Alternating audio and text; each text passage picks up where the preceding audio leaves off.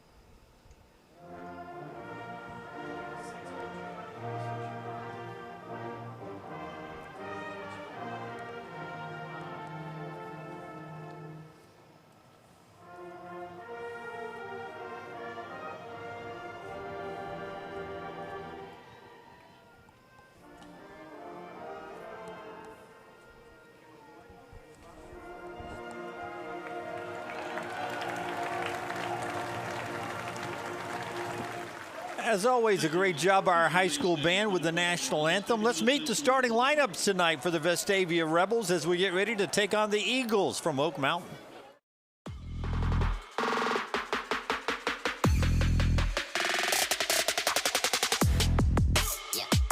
Rush Harper, defensive end.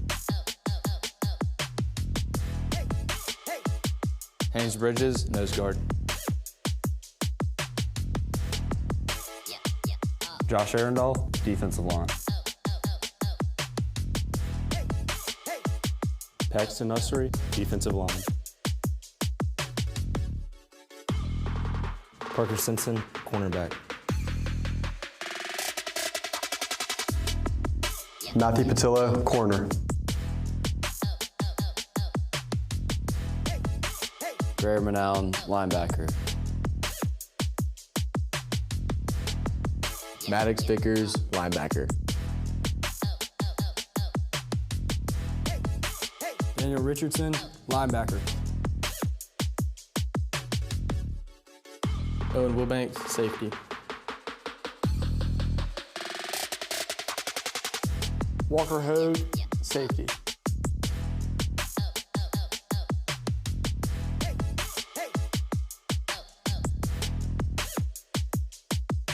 Sloan Morgan, kicker.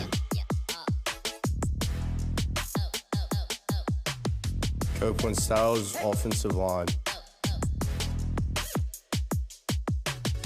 Jackson Deal, offensive line. Caleb Boylan, offensive line. Will Guathany, offensive line.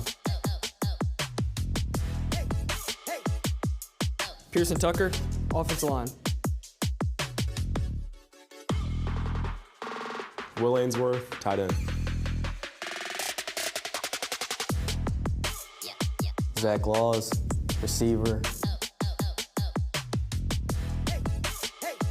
Luke Stubbs, wide receiver. Braxton Hunt, H-back. Carson Purdy, running back. Charlie Taft, quarterback.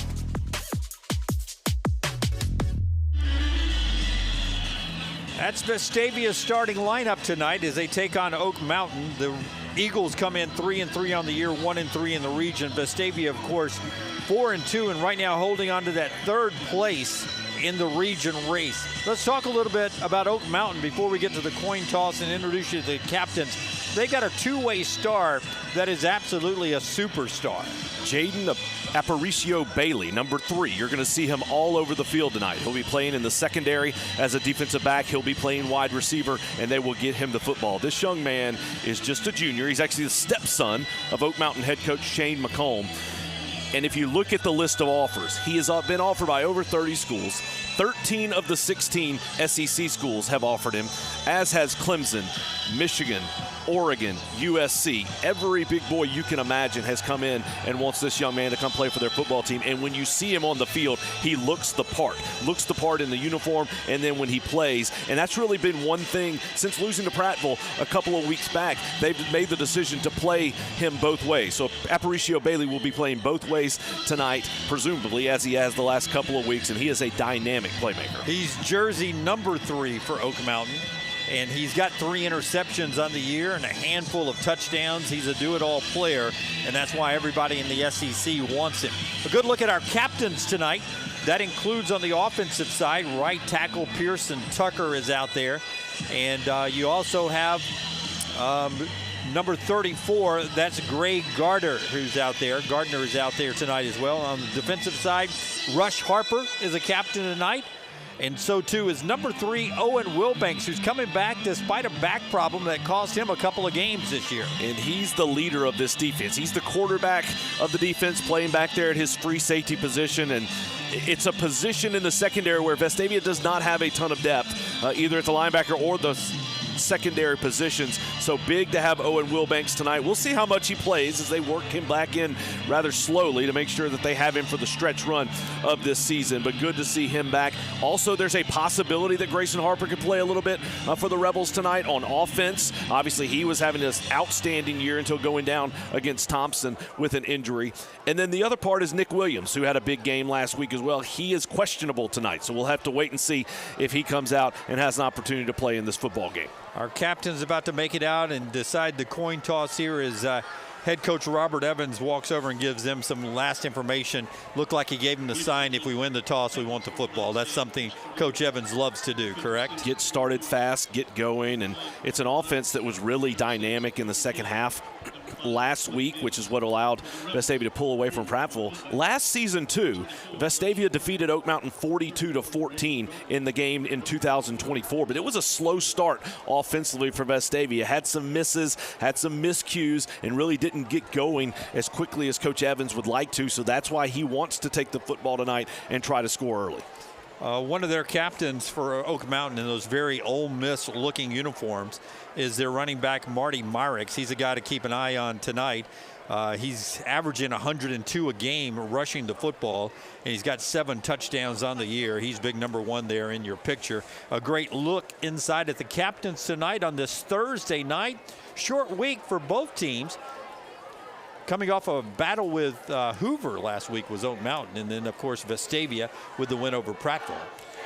And that's a game for Oak Mountain. They lost to Hoover 48-21, but in that ball game, 3 plays, 3 quarterback sacks of Oak Mountain that resulted in fumbles, scoops, and scores. So gave up 21 points on defensive touchdowns for Hoover. So when you do the math there, I mean, obviously it happened, so you have to count it, but you take that 21 away, it's potentially a much closer game.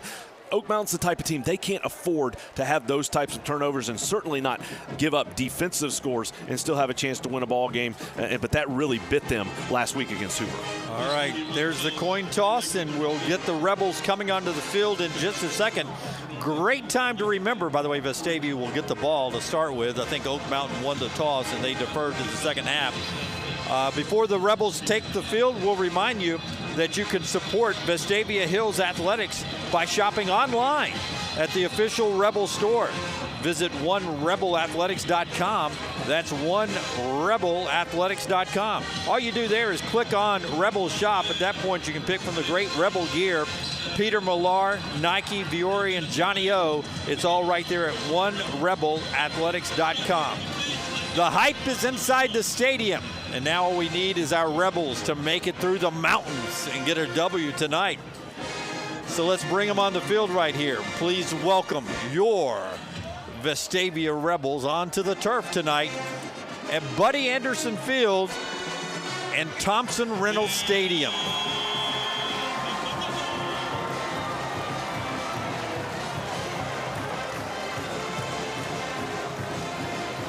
Welcome to Red October. We get ready for kickoff when we come back right here on the Rebel Sports Network. Taylor Burton Company, we've been building and remodeling homes in Vestavia Hills since 1986. That's back when shoulder pads weren't just for football. This isn't just where we work, it's home. We live here, we raise our families here. Our kids all wore the Rebel jersey under these Friday night lights. That's why we care so deeply about what we do. Quality, craftsmanship, and community. That's what we're built on. The light show continues, man. Big atmosphere tonight. Not the same crowd as we had last week for homecoming because of the fall break. That just means more of the Vestavia Rebel Nation watching us on YouTube live tonight. And we're excited to have everyone joining us. We've really been so thrilled with the audience all season long. Thank you for watching every single week, to watch these young men and women come out and perform, whether it's the football team or the cheerleaders or the dance team or the band. We are honored to bring this to you every single week. And I'll tell you, in the early going tonight, the light show operator is showing out. He's got it banked and ready to go tonight. It's a different atmosphere tonight on a Thursday. It means a little extra rest before next week's trip to Tuscaloosa County for the final regular season road game. That's the one thing Vestavia hasn't done yet. They are winless on the road this year. They are unbeaten here at home tonight. And I mentioned Red October going to break, the all red uniforms tonight. Love the red helmet, red jerseys. Love the red look. And Vestavia has so many different options. Again, can go with the white or the red helmet, mix in the different uniforms. Coach Evans has done a great job with that, mixing it in every single week. And Oak Mountain's just that classic old school Ole Miss look. Even the Oak Mountain script is very similar to the Ole Miss script, and that's the look. Ole Miss has now gone with all kinds of flair in their color selection, but Oak Mountain with that old school, it's a good look. Last year, Oak Mountain's defense gave Vestavia a little problem. But in the end, Charlie Taff and the offense got it together and got a win. In fact, Vestavia has won 3 straight in this series. Yeah, Charlie Taft's going to be the key, as he is all season long. Last week, he was 19 of 26 for 279 yards, 3 touchdowns, 1 interception. He ran the ball 19 times for 72 yards and 2 touchdowns. We mentioned Carson Purdy having the big week. And Bryce Lemaster did a really good job last week filling in several different spots. And so just so multiple is this Vestavia offense. If I'm seeing correctly, Charlie Taft's actually back to return this kick. And that's a little bit of a change. So Taff is back there. Is he back there with number 3, Zach Laws? Correct. All right, so it's Laws and Taff back there, something a little different this year. Some up guys, maybe anticipating something short. Taff's going to take it near the sidelines, and he's going to catch it out of bounds, which is going to be a smart play there as he catches it out of bounds. So that's a kick out of bounds if it's ruled correctly. That is correct. That'll be a penalty against Oak Mountain because his foot was out of bounds when he caught it. That'll be a kick out of bounds. Nothing to lose there when you're the receiving team. If you catch it and your foot's out of bounds, and then you end up getting the ball like it's kicked out of bounds. Injured Rebel down on the field right now. don't have that number yet as we wait for the ruling from the official.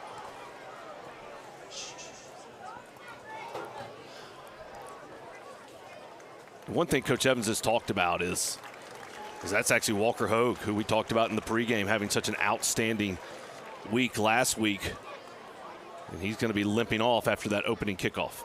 Yeah, so he makes it off, and he'll go into the injury tent. They're going to place the ball at the 35-yard line. That's where Vestavia will take over first down for the first play from scrimmage tonight. Just underway, Oak Mountain and Vestavia. You'll see a lot of both sides of the ball, offense and defense, will do a lot of the same things. Both of these coaches like the schemes that both run, so you'll see a lot of the same things both ways.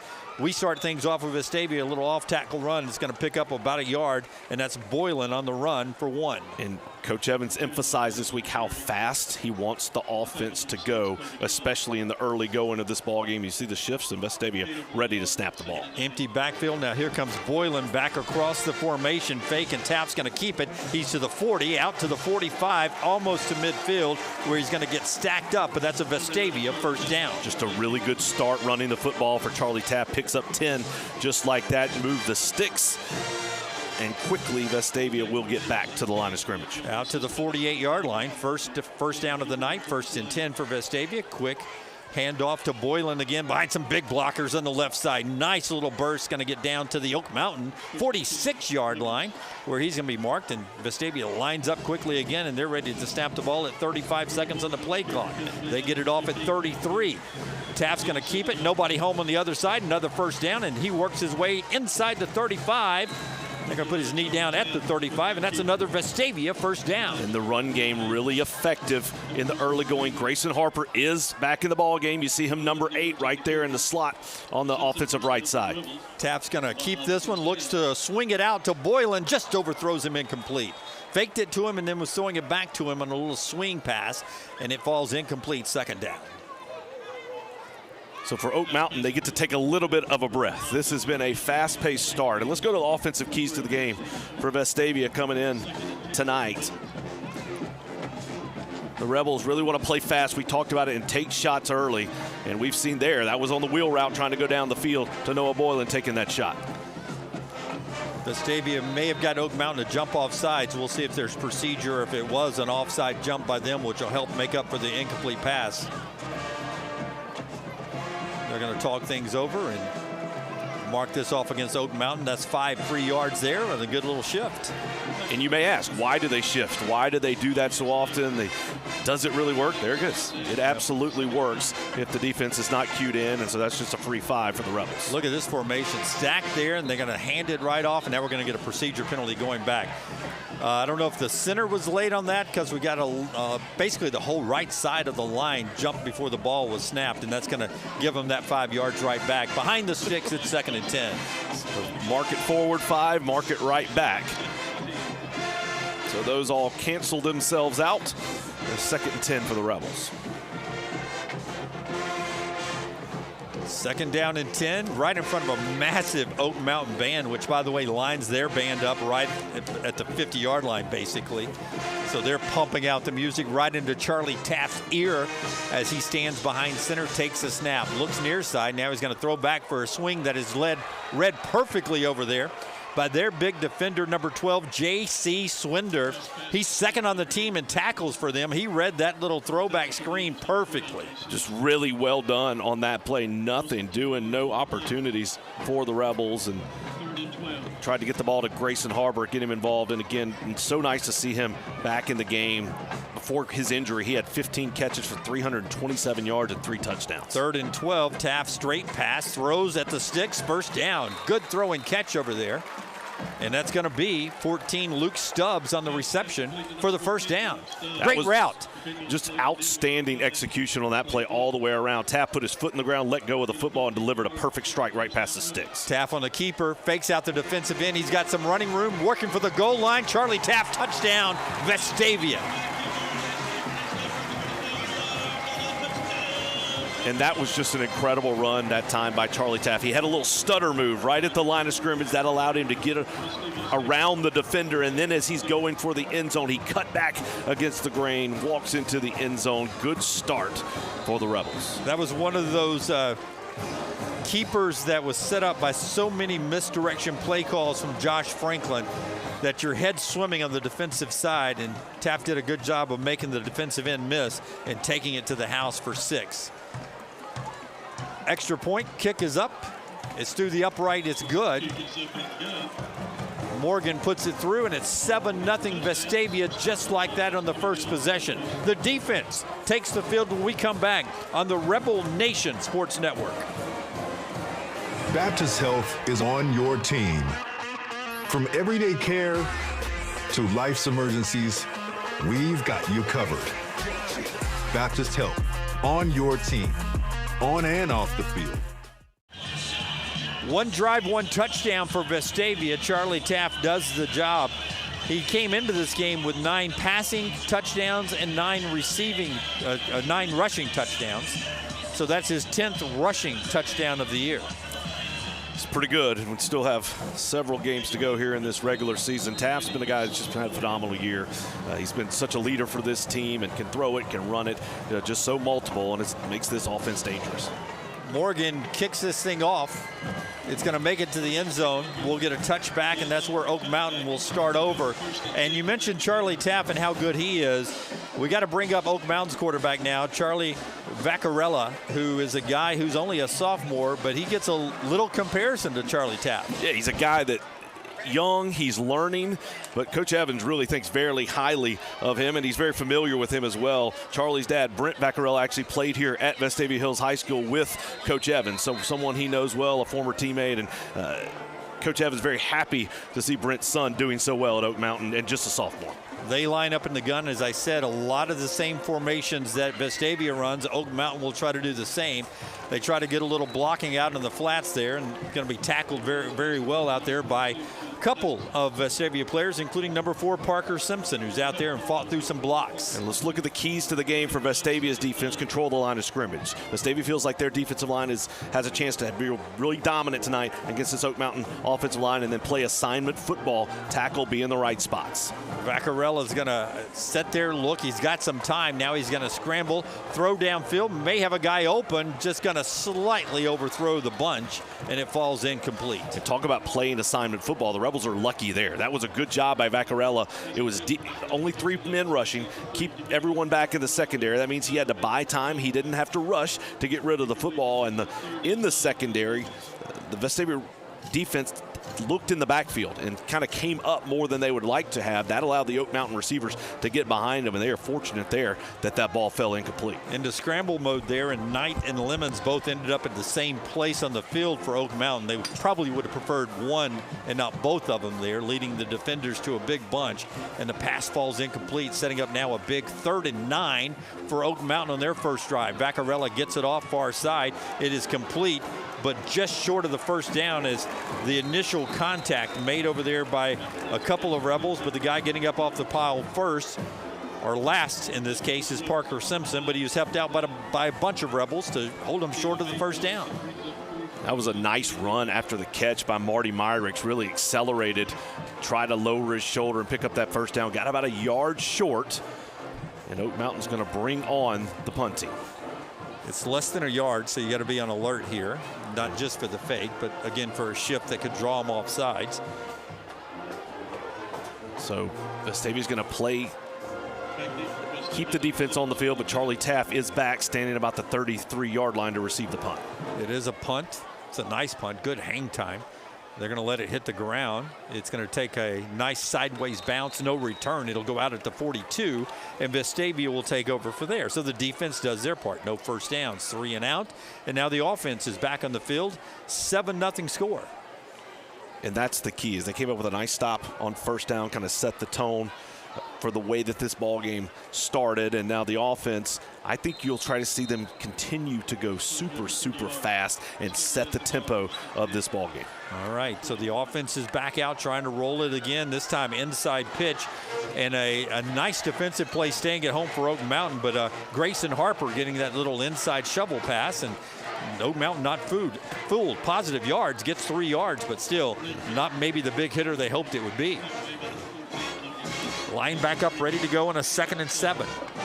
Man in motion. They're going to hand it off. This is Stubbs with the football, trying to get rid of a defender. Can't do that. Tackle made by Aparicio Bailey, who comes up from his safety spot to make another key tackle. It'll be 3rd and 6. And back-to-back nice plays by this Oak Mountain defense. This is a defense that is much improved from last year. They're good schematically. They're always in the right spot, and they made 2 nice stops on the first 2 plays of this drive. Big 3rd and 6 on what could be a quick 3 and out for the Oak Mountain defense. Boy, do they need that. Handoff goes to Purdy. He fights for Vestavia first down, and the Rebels will move the chain and keep the drive rolling. That was a nice run by Purdy, and the way he finished that drive. And that's what this Rebel coaching staff loves from not only Purdy, but all of its offensive players. The way they finish these drives. It's the way they demand them to do it. And they've done a really nice job in the early going of this one. Nice run by him. They're going to give him 8 yards and a first down. The little penalty afterwards. We'll move the chains and get set up for a first down play from Vestavia, where Vestavia scored first and they lead it. Rebels have the ball, 1st and 10 from Eagle 48. Correction, starting at the 47. Stacked to the top side. Now we'll shift to the near side. Everybody goes this way. Shovel it back to Stubbs. He keeps it, fights across back into the middle, and gets about 6, maybe 7 yards on that misdirection play. And can you imagine being a defensive coordinator, just watching that play in isolation that took, what, 15, 20 seconds? You shift 4 different guys, then you just, the motion and the way that the players take off in so many different directions, and you show flow one way, flip it back the other, just so difficult to defend week in and week out. Stubbs in motion. Taft's looking to throw. Got an open man. That's Laws down around the 5. He can't bring in the ball. Incomplete. Great route run by Laws, and it just falls incomplete. Yeah, bust defensively for Oak Mountain. Laws was wide open. Nice throw by Taft, just not quite able to bring that one in. Sometimes that's the hardest catch. You're so used to catching in traffic. As a guy who used to play little center field in baseball, when I was on the move, it was fine. When I had to stand under it forever to make the catch, those were the hardest catches for me. Laws couldn't bring that one in. 3rd down play now. Taft on the keeper trying to get the sticks going. He will. Keeps the legs churning. First down Vestavia. So no harm, no foul on the Laws drop because the drive continues. First down Vestavia. 6:27 to go. First quarter. Vestavia up a touchdown. Taft now going to look downfield. Wide open defenders a little high as Taft tried to hit Braxton Hunt, who had beat his guy down the sideline just a little too tall. Yeah, that one thrown a little too tall. So we've seen a drop, and now we've seen one thrown a little too high. The passing game for Vestavia started out 4 of 7, but rushing the ball, they've been really, really good. Already 71 yards on the ground on just 8 carries. And one thing we talked about last week in the win against Prattville was how Vestavia was 9 of 13 on 3rd down conversions. So far tonight, Vestavia 3 of 3 on 3rd down. 2nd down here in 10. Pass is going to be right to Laws, who's going to lose the football now. Oak Mountain diving for it, and they're going to get the recovery. So a catch and fumble from Laws there is going to give it right back to Oak Mountain. And a couple of team leaders over there to pat Laws on the helmet really quick, including Stubbs and Purdy, who pats the guy on the back. Man, a drop and a fumble, and then you got your teammates picking you up. I love to see them run over and say, man, keep your head in there. You're one of our best players. And that's big. And Laws is a dynamic player that's made so many plays for this offense so far this season and will continue to. And if I'm this Vestavia offensive staff, the next time they go out, I'm going right back to him to show the confidence that you have in that young man because you know the abilities that he has. All right, Oak Mountain gets a break there on the turnover, and now they get the football back at the 35. First down for them. They line up in the gun with a back standing behind them. 3 receivers at the top, 1 near side for the Eagles. Delay a game. Yeah, they were late getting on the field and didn't get a clock reset that maybe the coaching staff was hoping for. So a 5-yard delay of game penalty will back them up. And even though you're in week 7 of the season, young quarterbacks, it's still tough. There's a lot going on, a lot of movement from this Vestavia defense, a lot of different looks. And that time, Vaccarella just let the clock run out and didn't snap it in time. Yeah, they probably thought they had a longer clock than they ended up having.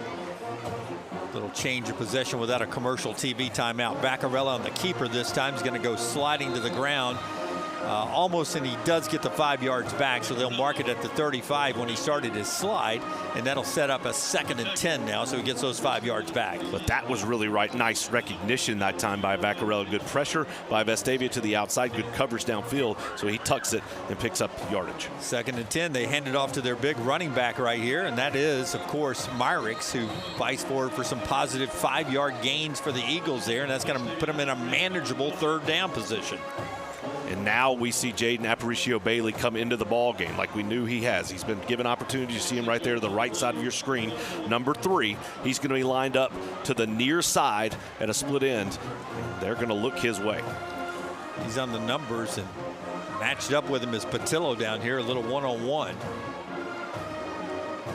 They hand it off up the middle to Myrick's. He fights close to a 1st down across the 45, and that is a 1st down for Oak Mountain. So you bring your superstar in that plays both ways, put him at the numbers, that opens up a little space, and Myrick's keeps it for 5. And that's on Oak Mountain 1st down, their first of the game. And now they are approaching midfield. And again, they're going to have Patillo lined up one-on-one as Bailey moves inside. 7-0, Vestavia leads it. Oak Mountain's 2nd possession here in the 1st quarter, 4:45 to go. Handoff again to Myrick's. He's going to try to come near side this time. Going to get knocked out of bounds. One of the guys over there is 56, Haynes Bridges.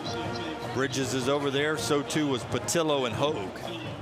Stacking up the blockers, and no running room for Myrick's, so they hold him to 3. And tonight is a night of opportunity for this Vestavia defensive line, have a chance to really get good pressure in this backfield against Vaccarella. They send Carboni, their tight end, in motion. He's at the top now. Vaccarella over the middle. That's to their big star Aparicio-Bailey, who's really good after the catch, and he gets some positive yardage down to the Vestavia 27-yard line. Nice little pitch and catch and run after the catch. That's what they want to do, just get his hands on the football. That was a very simple slant route, went about 7 or 8 yards deep, get it to him, and then allow him to pick up another 8 to 10 yards running after the catch. 1st down, Oak Mountain driving, trying to get the equalizer here in the 1st quarter. Vaccarella hands it to Myrick's. No running room there. Big number 24, Rush Harper, in there to hit him behind the line of scrimmage. He's able to fall forward and get back to make it 2nd and 10. And that's the type of play you'd love to see on 1st down, where you keep them to no gain or a loss of yardage. And if you're at 2nd and 10 or more, that changes the entire dynamic of a series. Good look at big Josh Arundel in there, trying to stack up some of those Oak Mountain blockers. Whether he makes the tackle or some of the guys behind him, he does his job down in the trenches on every down. 2nd and 10, Oak Mountain in scoring range, just outside, high red zone. Myrick's with the keeper. He's going to get 4, make it a 3rd and 6 coming up. And on the tackle, number 3, Owen Wilbanks, who's battling a little bit of a back problem, was probable for this game, but he's putting it out there on the field, coming back from missing a couple of contests. Good to see him back out there. He seems to be a full go so far in the early part of this ball game. They're going to call it a 5-yard gain, so it's 3rd and 5 for Oak Mountain. Down to the Vestavia 22. Vaccarella, quick slant pattern, knocked away, guarded over there by Patillo. Great job by him to knock that one loose. That was a really nice play by Patillo. They go with a quick route on the slant again, trying to get the ball to Isaac Booth, but Patillo right there goes in with the near side hand and able to block that ball and knock it down. So Oak Mountain's going to come out and try to kick a field goal. I love their kickers. They wear 2 numbers. One of them is 96 and one of them is 99. So no single-digit numbers for them. This is big 96 Josh Renfro. He's the junior. This will be a 39-yard attempt near hash. Kick is low, long enough. It's up, and it's no good. Hooked a little left, so the Vestavia defense holds on. And they'll hold on to that 7-0 lead. And that's a bend but don't break possession for Vestavia. give up a couple of first downs. Oak Mountain's able to move the ball into Rebel territory, but the defense comes up with a big stop when they needed to have it, forced a long field goal, and it goes wide left and incomplete. So the turnover leads to no points, and Vestavia gets the ball back. Lose a little field position, though. They'll start at the 20-yard line. So Charlie Taff at quarterback. We'll see some LeMaster at some point, most likely, with two quarterbacks out there. But this time it's going to be a handoff near side. Big running room down across the 38 to the 39 for big Noah Boylan, who found a seam and turned it on. You mentioned LeMaster. He is now in at receiver to the top side of your screen. Stubbs near side, LeMaster in motion. Handoff again to Boylan. Tries to find the seam again, enough for a first down. Well, he had the first down last time. They're going to try to pull him backwards after he's down. Give him 4 there. Another good run for Boylan. And he's off to a good start running the football. That's his 4th carry, 31 yards already. Yeah, the Vestavia offense has a really nice rhythm so far tonight. Very quickly back to the line, running very multiple sets and plays. Taff loses his footing. Again, that happens to a lot of visitors here. It's a unique turf here at Vestavia Hills, and that's 2 weeks in a row now. Charlie's lost his footing on that same exact play, I believe. That's right. It's something we've seen a lot from the visitors, not so much from the home team, but certainly got the Rebels there and forces them into a 3rd and 9. 3rd down and 9 for Vestavia. 2 receivers, top side, 1 near side. Straight pass. Taff throws it out, sidearms it to number 2 Boylan. It's going to be short of the first down. And we may get a rare punt here out to only the 42-yard line. It's going to be 4th and long. So far, Vestavia not bringing the punt team onto the field. 4th and 7. Truthfully, Vestavia doesn't do a lot of punting. And right now showing no signs of wanting to do it here in their own territory. In the go zone, they'll do a little shift to try to pick up some yardage off of that. We're going to quick kick it with Charlie Taff, and that is very effective. They had their big stud back as a safety. He backed up on the Charlie Taff kick, and look, you can't do it. You couldn't punt it any better than that quick kick. It's inside the 5, down to the 2-yard line. That is perfect execution from Charlie Taff. It did seem a little odd to not bring the punt team on. Surely they're not going to go for it on a 4th and long this early in the ball game. They did not, but just a perfect pooch kick by Charlie Taff, and a great job. And you talk about it all the time, the way that special teams can really flip a game. I feel like the start of this ball game, and Vestavia already has 116 yards of total offense. On the first drive, Vestavia goes right down and scores. The second, they had a chance to score on a deep ball. They're moving the ball, look like they're going to go score some more points, and you have the turnover that gives Oak Mountain the ball back, and they move. You need a little momentum shift at this point after Oak Mountain's defense comes up with a big stop, and sometimes special teams can do that, and that was just an outstanding pooch punt by Charlie Taff, and now that pushes Oak Mountain back in their own territory. They're going to take this snap in the end zone. Down at their 2-yard lines where Oak Mountain starts with a $1:17 to go first quarter. Vestavia on top 7-0. Oak Mountain's going to hand it right up the middle to their big stud running back Marty Myricks. And he is stacked up in the middle there by a host of Vestavia Rebels, including in there was big 93 Josh Arundel and company. Arundel in there, Greer Manown in there, and you see right there Maddox Vickers, number 29. He's the linebacker. He's playing for Nick Williams, who is out tonight. So Maddox Vickers getting the start at the linebacker position. Good to see Maddox out there. Vaccarella's going to throw, double pump from his end zone. Got one blocker out on the top side, going to get up some positive yardage out to the 10-yard line, as that reception is to number 1, Marty Myricks, out of the backfield. Again, he's a 100-yard rusher, but also can catch the ball out of the backfield. He's done that twice tonight for 15 yards. And those are the types of plays Oak Mountain has to make to give themselves an opportunity on these types of 3rd and short situations. Don't have to snap it. 20 seconds to go in the first quarter. We'll see if Coach Shane McCombs tries to drag the game out a little bit. 10 seconds on the game clock. Play clock is off. 5 seconds, 4, and they do snap it. Vaccarella on the keeper. liked his numbers, going to fall forward for a first down, and that'll end the first quarter. So Oak Mountain hanging in there with Vestavia. Oak Mountain needs to win to keep their playoff hopes alive. Vestavia needs a win to stay comfortable in the playoff race. So far, it's Vestavia with one good drive leading Oak Mountain. It's 7-0. Back in a moment on the Rebel Nation Sports Network. There are no shortcuts on the road to success. It's forged by confidence, purpose, and determination.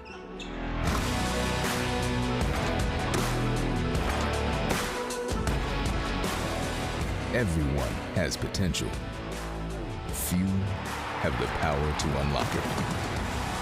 The University of Alabama, where legends are made. To access the survey.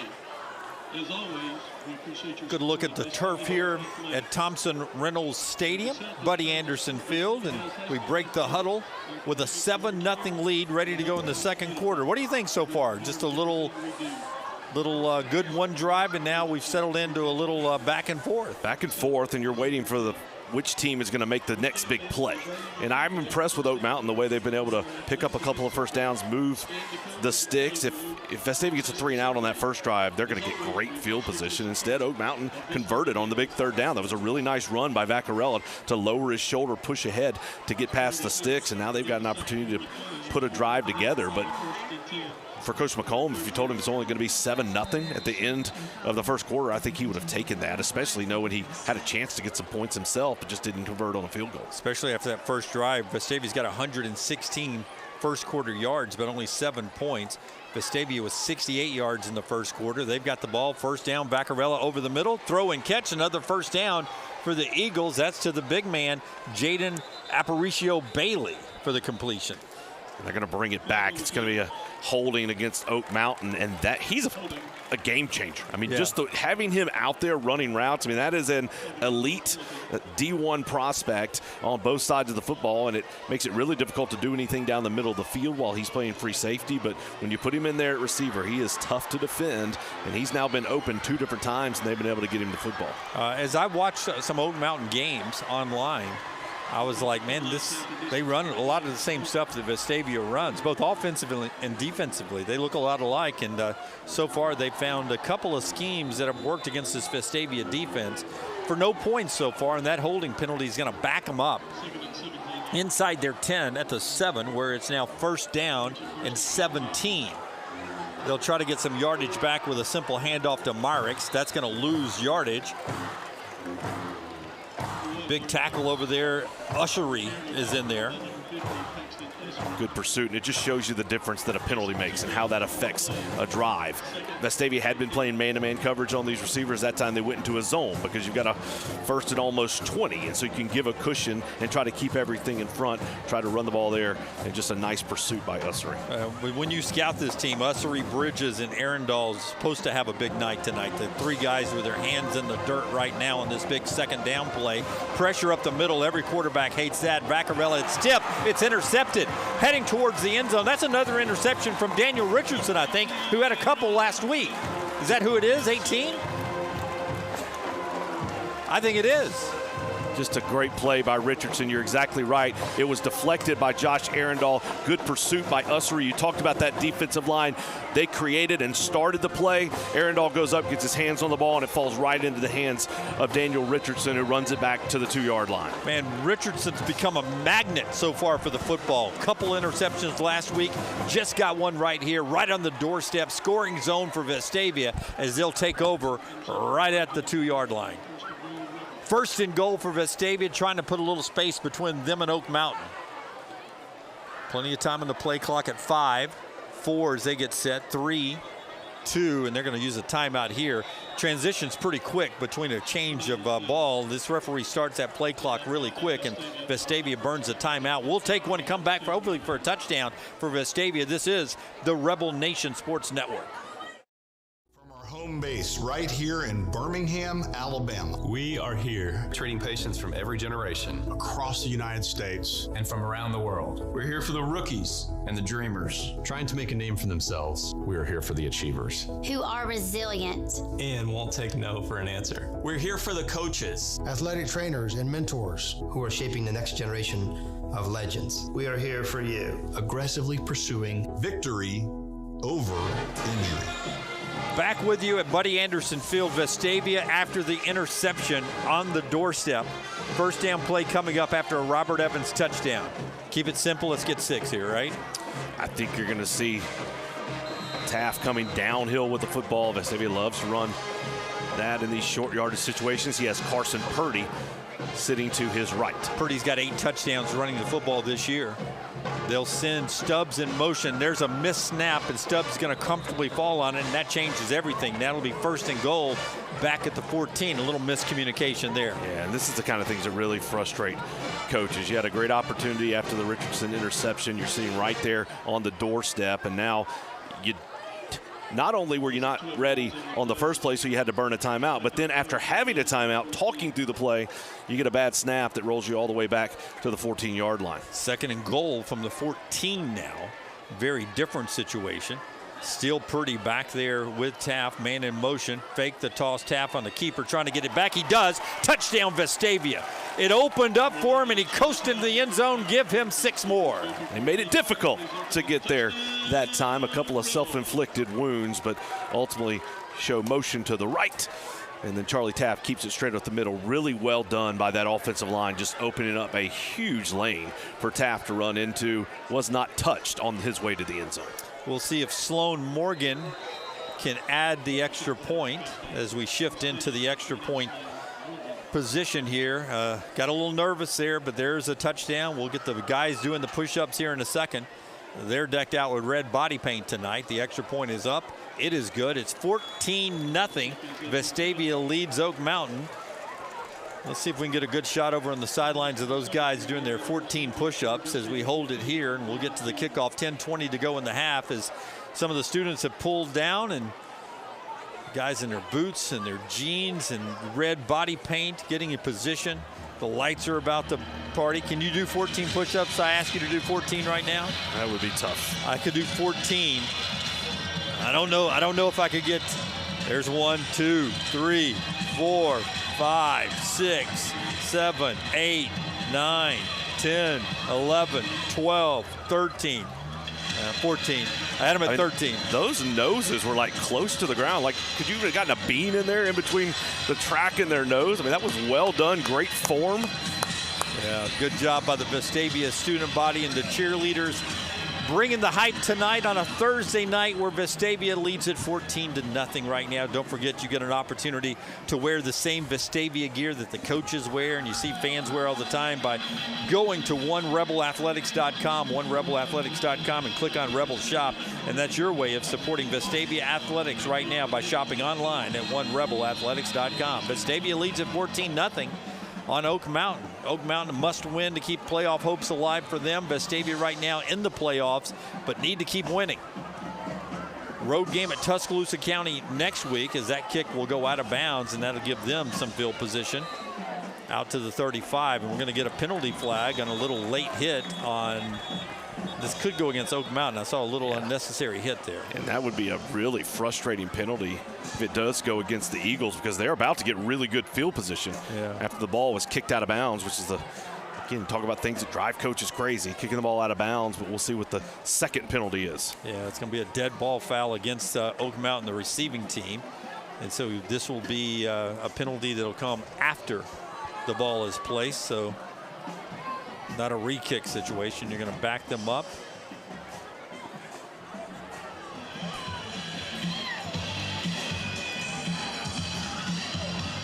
Referee's talking about where we're going to place the football.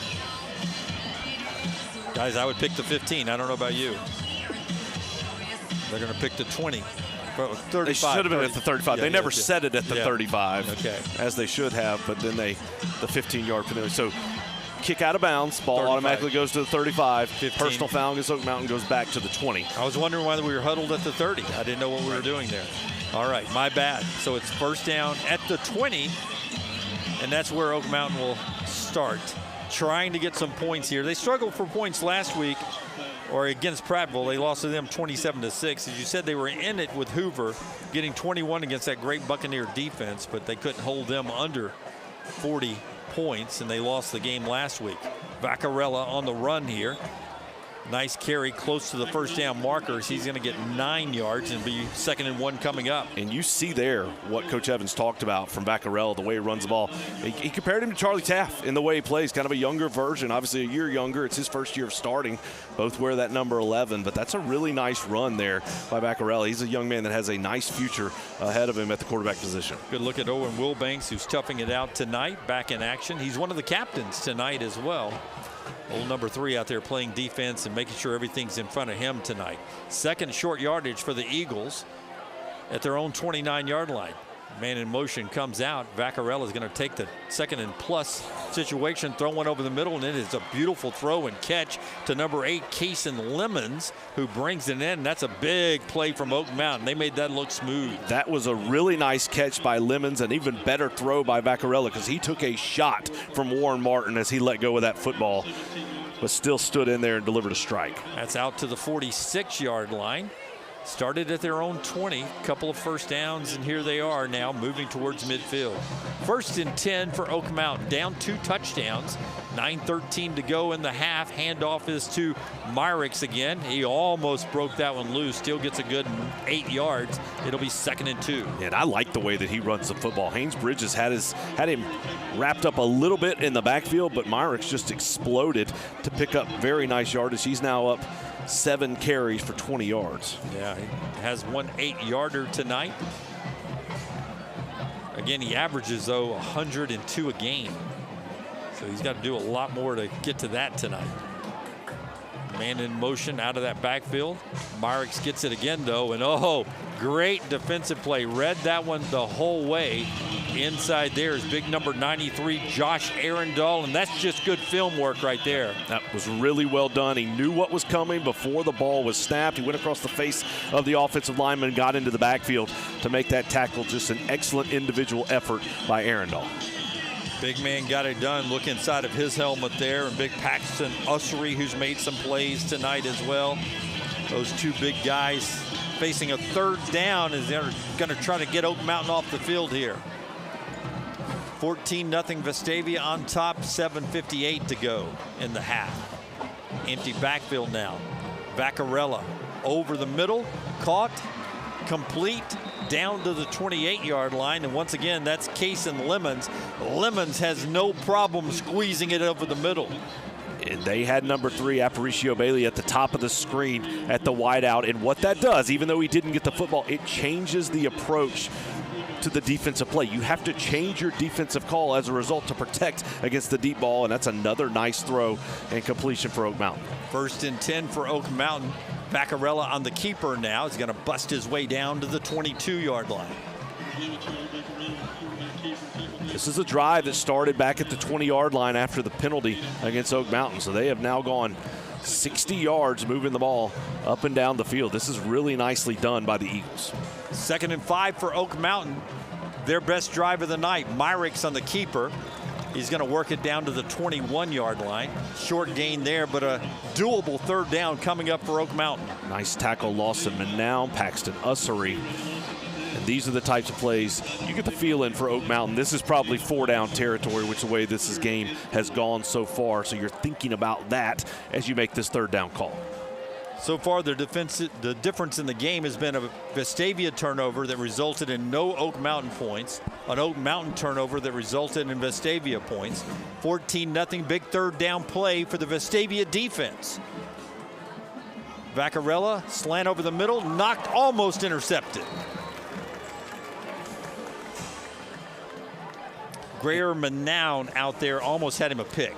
Hit him right in the hands, and that time Vaccarella really locked in on Aparicio Bailey. He was going to him the entire time, and the defense knew it. Manown was there, got his hands on it, just not quite able to reel it in.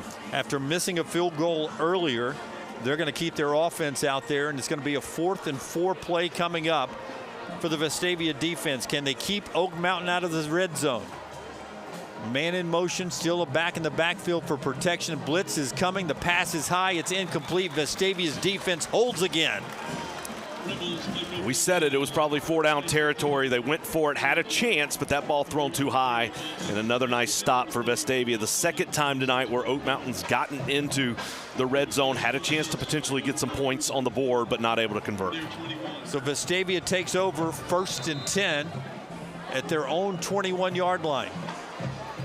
14-0, they lead it by 2 with 6:27 to go. Handoff right up the middle with a seam. That's the big man, number 15 is Carson Purdy, and that's a good first down run. Great start to the drive. And this Vestavia offense has been very effective running the ball in the early going. On the ball quickly, shoulder pads low. Purdy again, fighting forward for a first down. They'll move the sticks, and Vestavia gets 10 more yards here and another first down. Quickly back up to the line of scrimmage as they look to the sideline to get the play call. Purdy with 19 yards on the night in 3 carries. Man in motion. Taft's going to keep this one. Look downfield, wanting a deep ball over the middle. It is caught. That's our big man Grayson Harper, who's battling a little pain tonight to get back on the field, and a good throw and catch. Had several options down the field on that route. Grayson Harper running right down the hash wide open, nicely delivered for the Rebels. First down and 10 into Oak Mountain territory now at the 45-yard line. There goes Stubbs in motion. Taft is going to hand it off to Purdy, far side, fighting forward for 5 yards, maybe 6 yards as he gets down to the 40-yard line. Carson Purdy has been very effective in the run game tonight. That's his 4th carry for 24 yards after having the big game last week. A solid 5, 2nd and 5 as we approach the 5-minute mark. You hear the great Vestavia band warming up, getting ready for their halftime show. What a great show it was last week for homecoming. Here's Taft directing traffic, throwing. This one's going to be intercepted. That's their number 3, Jaden Aparicio Bailey, and he's got some wheels. He's going to work it across the 45, and Taft didn't see him as he threw the interception there.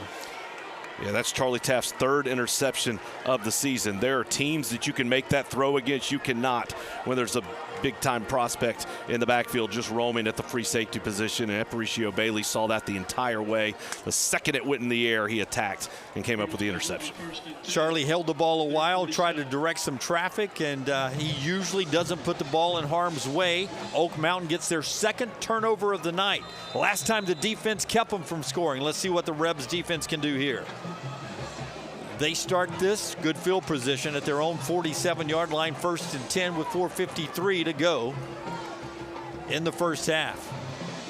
They're going to hand it off to Marix, but we got penalty flags, and Robert Evans was wanting a little motion call before the snap, and he'll get it. And that's already 5 penalties against Oak Mountain. We still have almost just under 5 minutes to go in this second quarter. There's big Marty Marix, their big running back. 7 touchdowns on the year for him. Vaccarilla's their quarterback. He's a sophomore whose dad Brent played here at Vestavia. Actually played with Robert Evans, as we discussed in our pregame show. Vaccarilla's going to throw this out to their tight end. That is Carboni with it, and he gets the penalty yards back. Picks up 6. It'll be 2nd and 9. Daniel Richardson, Walker Hogue both there to make that tackle. Oak Mountain's playing their best football of the year right now. They won a couple of games earlier in the year against Briarwood and Pelham. But when they got to tougher competition, they actually started playing better football too. It just hasn't resulted in the wins they wanted, but they've been very competitive, and a couple of bad breaks, or their record would be very different coming into this game. Look good so far tonight, 2nd and 9. Fake it to Marix. Vaccarella throws this one for his receiver. It is caught. That's Patton Knight near side. Knight goes up and high points the ball for a first down. He trusts his receivers on passes like that one, man. Yeah, willing to throw it up and let them go try and make a play. And it was good pursuit in the backfield by the Vestavia defensive line. Been very impressed once again by Vaccarella. Just the patience, the way he stands in the pocket. He's 8 of 13 for 94 yards. 1st and 10 for Oak Mountain now. 3:48. Clock ticking, first half. Chad will have another one of his great halftime interviews coming up, and the band. Can't wait to see that. Myrick's on the keeper, near side. He'll get knocked out of bounds at the line of scrimmage. Second down coming up.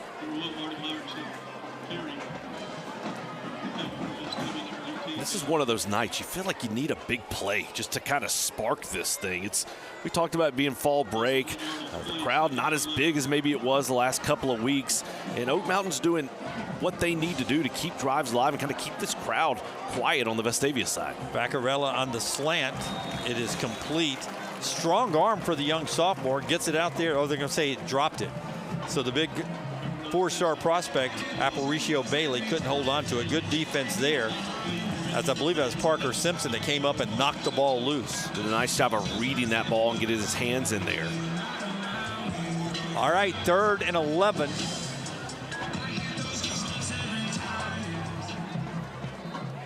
Not showing blitz right now. 2 linebackers. Dime formation on the field. Only rushing 3, but they're spiring Vaccarella. Vaccarella now gets the ball over the middle. It's intercepted. Going the other direction with it. That's big Parker Simpson. He picks off Vaccarella, and once again, after a turnover, the Vestavia defense shuts him down and keeps a 0 on the board. Yeah, great pressure in the backfield, forces him to get rid of the football, and then a nice job by Parker Simpson being in the right spot at the right time to come up with that pick and put that Vestavia offense right back on the field. 3:18, plenty of time, a couple of timeouts to do some work here. Let's see what Robert Evans and Josh Franklin dial up here. Do they take a shot instantly? Do you like to do that, the quick change of pace? They're going to run the quarterback draw, though, with Charlie Taft, get some positive yardage and get this pace going. That's what you want to see. That first drive, it was outstanding pace, outstanding rhythm for this Vestavia offense. That's been a little bit tougher, and a lot of that's because of Oak Mountain and what they've done defensively. We'll see if they get back up quickly. Play clock at 28. They're ready to snap the ball. 2nd and 6. Man in motion. Taft is going to hand it off. Nice running room, nice block as Boylan lowers his shoulder and gets down to the 35-yard line. That's a Vestavia first down. Get 2 timeouts, 2:47, plenty of time to get this to the end zone. No need to rush, but they love the pace. Taft hands it off. Boylan fighting low and getting 8 more yards. And this looks like the first drive. This looks like the way they were moving the ball up and down the field, getting that rhythm. And it was that interception. Simpson comes up with the interception. That's the spark that gets the team a little bit excited. And now we have an Oak Mountain defender down on the field. He'll get up at this point. Yeah, he got hit. Big Joey Lewis got hit a little bit in the stomach there, lost his breath, gets that. Now he'll slowly walk off the field. Quick injury timeout as Joey makes his way off the field. We wish him the best with 2:34 to go in the first half. Don't forget you can get all your great Rebel gear right now online. Support Vestavia Hills Athletics by shopping online at the official Rebel store. Visit onerebelathletics.com. That's onerebelathletics.com. Then click on Rebel Shop. Peter Millar, Nike, Viore, and Johnny O, and a lot more. Wear what the coaches wear what all the cool kids are wearing, onerebelathletics.com. All right, Jim Dunaway, Chad Pilcher with you, 2:20 clock running. Play clock at 23, and Vestavia taking their time here. You don't want to score too quick and give them a chance to get any points back. Men in motion as we get set. Taft waits for the football, he gets it. Gonna hand it off near side to Boylan again.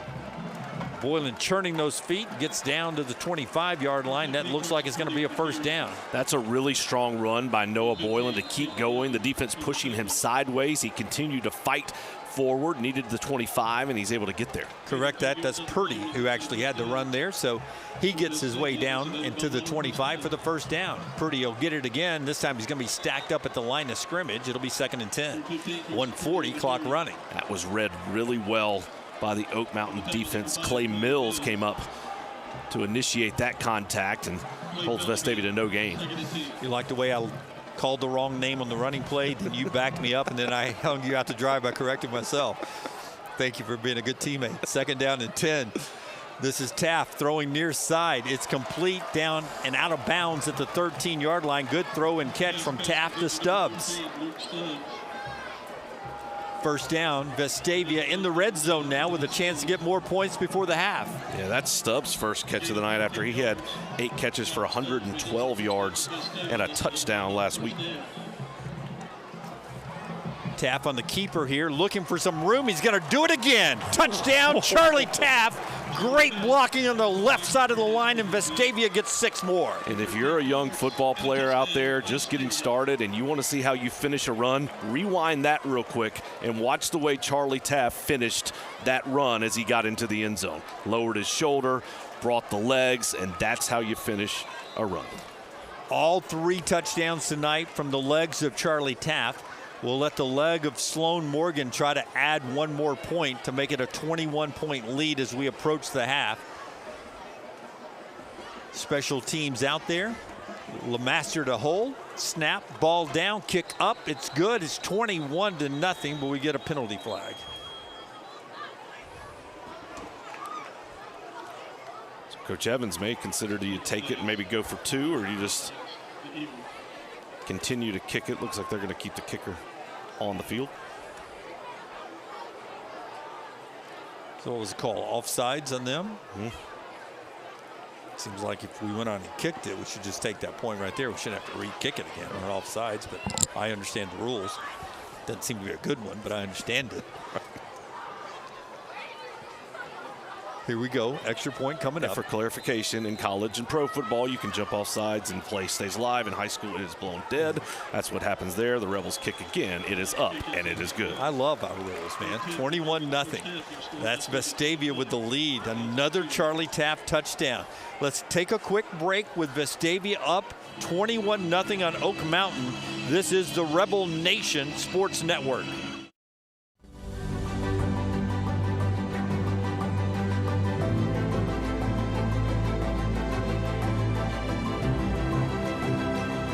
For more than 50 years, Senator Jabba Wagner has served Alabama with honor and called Vestavia Hills home.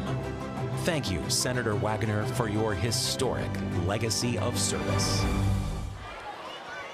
Back with you at Buddy Anderson Field, Thompson Reynolds Stadium. A week after a homecoming, but a lot of new faces in the stands tonight on a fall break, seeing Vestavia jump out to a 21-0 lead. It's almost like a bowl game when you see some of these shots with these halftime bands and stars in the background. It looks like we're about to do the Liberty Bowl or something. Oak Mountain has brought props, all kinds of stuff here tonight for their performance. Yeah. Looks like maybe it's patriotic, or maybe it's Broadway. Stars. Or I guess it could be Stars fell in Alabama, or is that old? They don't do that anymore. I don't probably think they do that one anymore. Yeah. Going to kick this off from the 40. As we first was at the 45, but they now put it back at the 40. A little confusion on that penalty from the extra point.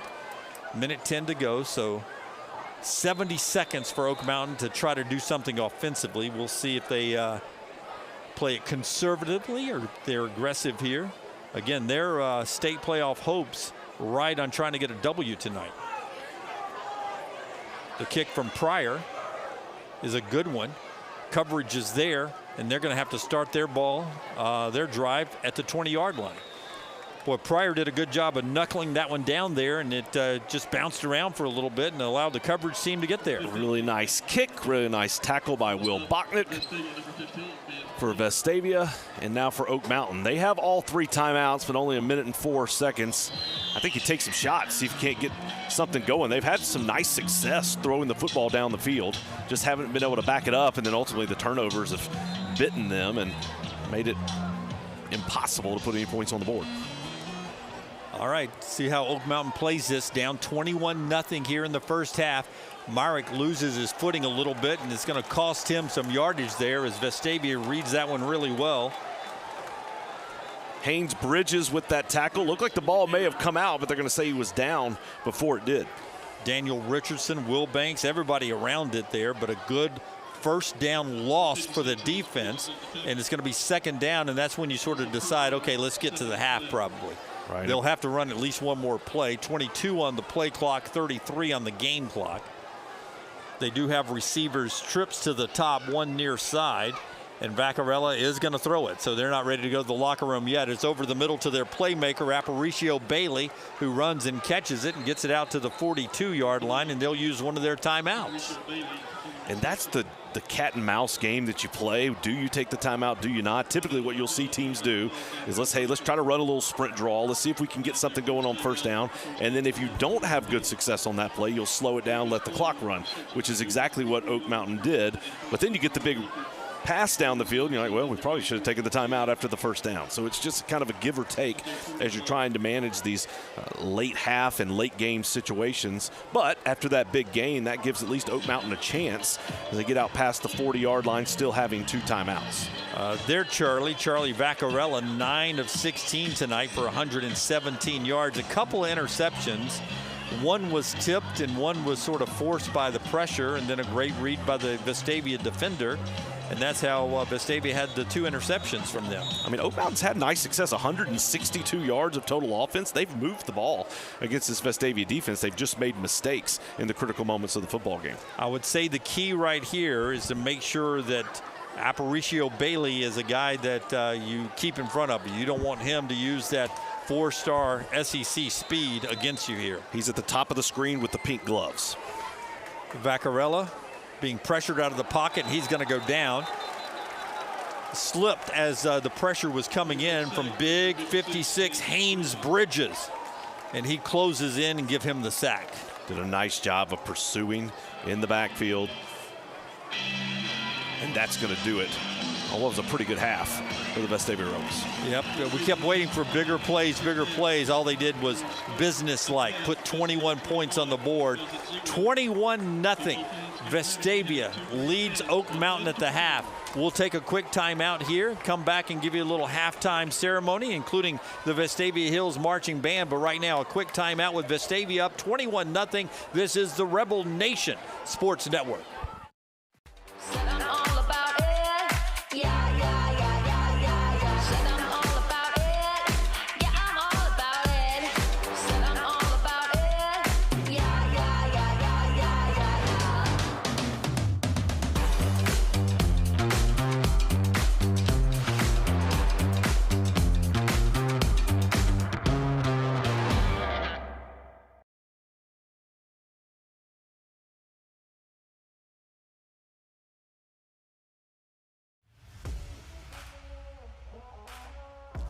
My name is Coach Nick Tucker. I'm the new head girls wrestling coach. The program's been around for going on its 4th year now, and we've been slowly working to grow it. And last year, the Alabama High School Athletic Association made it a sanctioned sport where girls actually had their own high school state tournament right along with the boys, which coincided with the NCAA making theirs a sanctioned sport and almost 40 states making theirs as well. It gives girls the opportunity to learn so many different skills, not only just positive body awareness, which having a daughter, I know that's extremely important, and then also from the perspective, girls get to learn some hand-to-hand combat, some ways to protect themselves as they transfer out into society. Hi, I'm Hadley Tucker. I'm a sophomore and I'm going into my 3rd year wrestling. I just love the sport and it just makes me so proud, like knowing that like I'm doing stuff that guys are doing. So girls and boys wrestling coincide. They're literally the same time. The great thing is we actually now have a facility dedicated primarily to our girls, so we will be able to have our own practice time. Something that I'm looking forward to this season is actually having like a full girls team and just competing. If you're like trying to decide if you want to do the sport, just do it. It'll be like the best decision of your life. Because it's just like a great sport, great community, and you just grow and evolve so much in the sport. We're having girls only nights so girls can come in. Parents, we want parents to come into this so they can see, so they can talk. Girls are different, and we're going to approach it in a way that girls can learn it the way that girls learn. And the best thing about girls, sorry guys, they actually are more attentive. And that's what I'm really excited about, to bring a girl in and let her see how positive, how fearless, and how great she can be.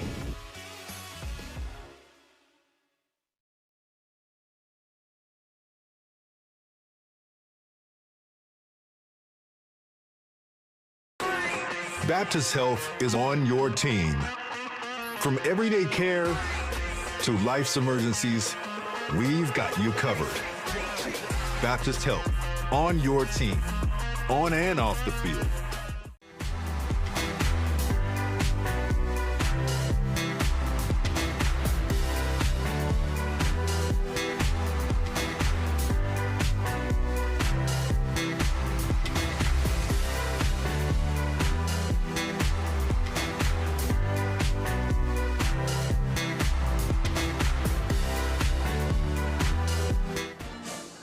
Welcome back at the half. Vestavia Hills leads Oak Mountain 21-0.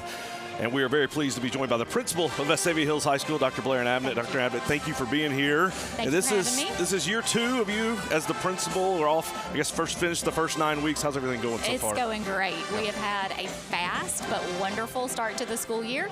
Year 2, we've kind of hit a stride, or maybe I've hit a stride a little bit. We've been able to implement some awesome things we developed plans for, and things are rocking and rolling. Well, I know one of those things is the Rebel Family Partnership. That's something new that you've implemented, really getting the families and the parents involved in the school. That's right. Well, family and community partnerships is one of our 4 goals as a district, and what that looks like at Vestavia Hills High School is through the initiation of Rebel Family Partnership, which is really an effort to engage and clarify communication and make sure that all of our partnerships with our parents are successful. Our next event, P.S., is next Wednesday. It'll be Tech Tips for VHHS parents at 12 o'clock right here at the high school. Yeah, that's awesome. That gets them involved. And speaking of tech, something new at the school this year is something the Alabama legislature, Governor Ivey, passed the bill where there's no cell phones allowed in school.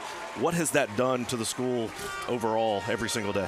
You know, it's difficult to initiate for our kids, but they have been incredible, and the feedback has been really positive. It's pretty cool to watch kids at play again. Our senior patio is alive with activity, hacky sacks, cornhole, and some things like that during their time that they would not have likely allowed themselves to engage in if there had been the distraction of electronic devices. Well, and that's the one thing at this school. There's just so much to do. That's right. So many opportunities that we see here on Friday nights, but also it's high-level academics. Yes. This year, 24 National Merit semifinalists, the highest number in the state. Just got to make you proud. It makes us so proud. Our kids, that group, and all of our 1,641 students demonstrate character and along with their effort. And our 24 National Merit semifinalists are a prime example of both academic success and just strong character as well. And what we like showing is there are so many opportunities. I mean, we're going to see the band. We've seen the cheerleaders. If you want to get involved in something at Vestavia Hills High School, you can do it. Absolutely, you can, whether it's during the school day or any of our extracurricular activities as well. All right, so we mentioned the first 9 weeks is done. We're at the fall break. What do we have to look forward to going forward for the rest of this semester? Well, it's a sprint in the second quarter for sure. We've got fall play opening next week. Our band is going to be in their first competition. Our athletics are entering championship play with really successful teams at work this season, and an awesome 9 weeks ahead of us as we finish out our first semester very soon. Well, it's an exciting time. Again, year 2 for you as a principal. We appreciate all you do and all the great things happening. That's Vestavia Hills High School Principal Dr. Blair Abnett, and we'll be right back.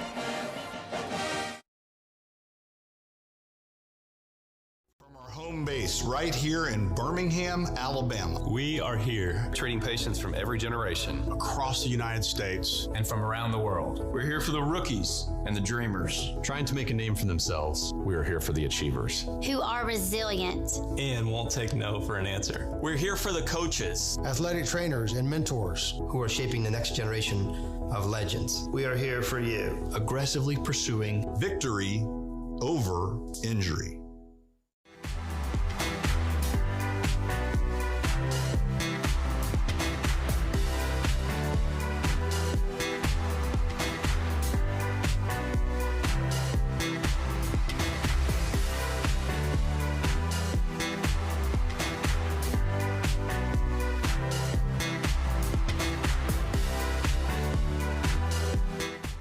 At Taylor Burton Company, we've been building and remodeling homes in Vestavia Hills since 1986. That's back when shoulder pads weren't just for football. This isn't just where we work, it's home. We live here, we raise our families here.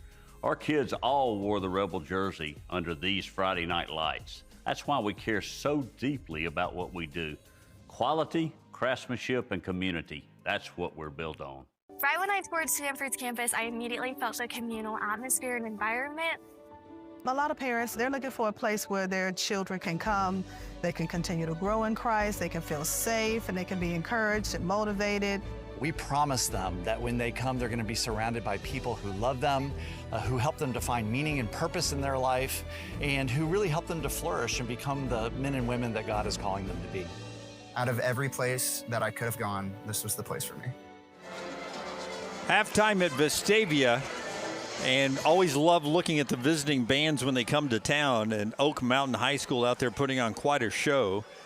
A very patriotic theme here with the stars and great solos and just a great time. Some of the kids in the band go to my church at Asbury United Methodist, including my buddy Walker Cameron, who's one of the seniors in that marching band out there tonight, getting a chance to put on a show, as we'll hear from the Vestavia band coming up here momentarily. But man, the light show, I told you, man, this is like a bowl game.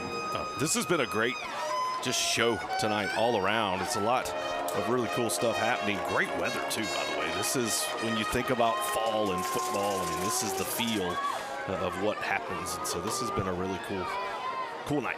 Yeah. Oak Mountain right now trailing on the football field 21-0. Their band entertaining the crowd here at Vestavia. A couple of the stats before we take a quick break here, and we'll tell you Charlie Taft tonight, 8 of 12, 61 passing. He's got 83 rushing and 3 touchdowns. The rest of the stats in the Vestavia band when we come back after a timeout. This is the Rebel Nation Sports Network.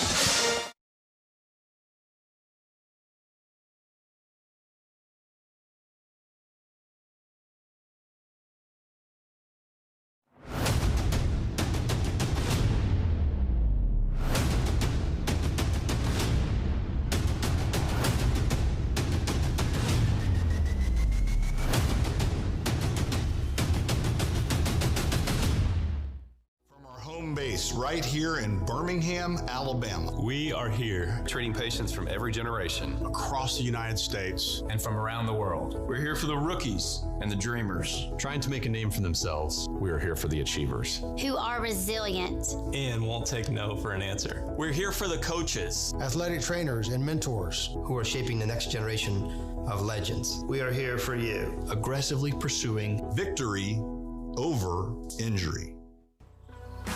There are no shortcuts on the road to success. It's forged by confidence, purpose, and determination.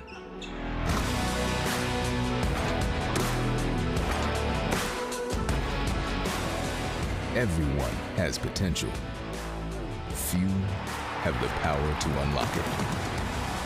The University of Alabama, where legends are made.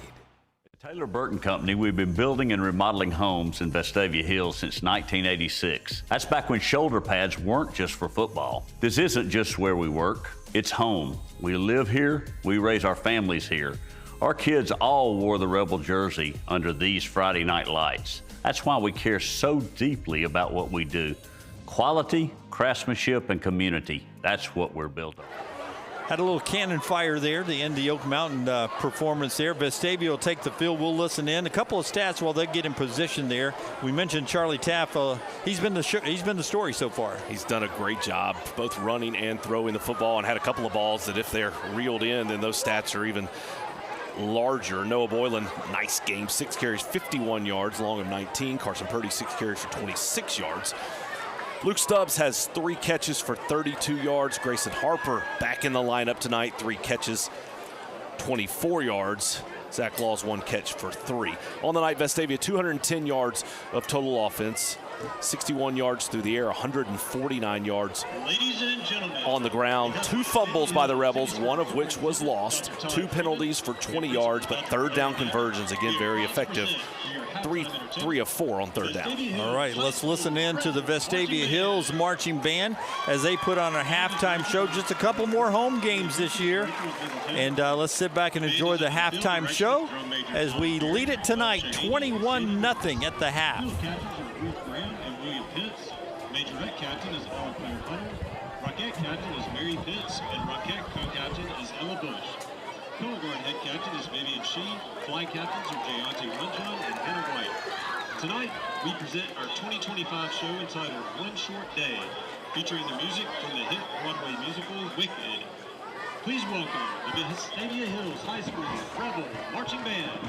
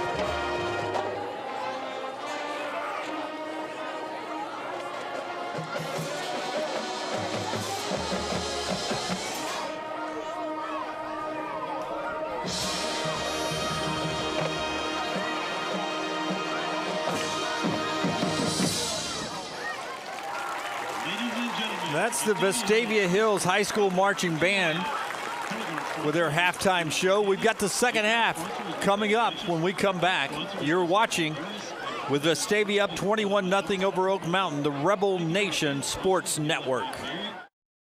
Home base right here in Birmingham, Alabama. We are here treating patients from every generation Across the United States. and from around the world. We're here for the rookies and the dreamers, trying to make a name for themselves. We are here for the achievers who are resilient and won't take no for an answer. We're here for the coaches, athletic trainers, and mentors who are shaping the next generation of legends. We are here for you. Aggressively pursuing victory over injury.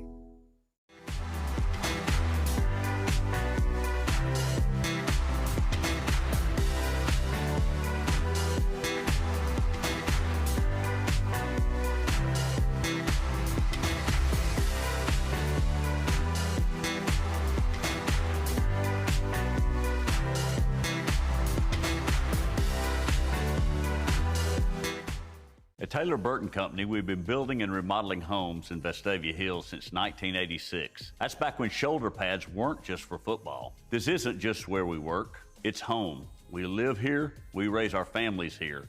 Our kids all wore the Rebel jersey under these Friday night lights. That's why we care so deeply about what we do. Quality, craftsmanship, and community. That's what we're built on. Right when I toured Stanford's campus, I immediately felt a communal atmosphere and environment.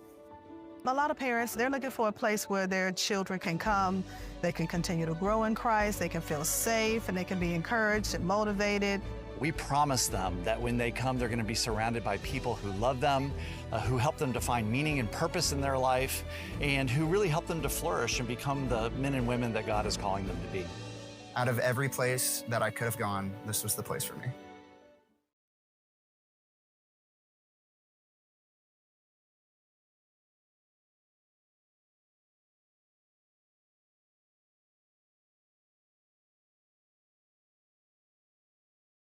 At 153 from Oak Mountain.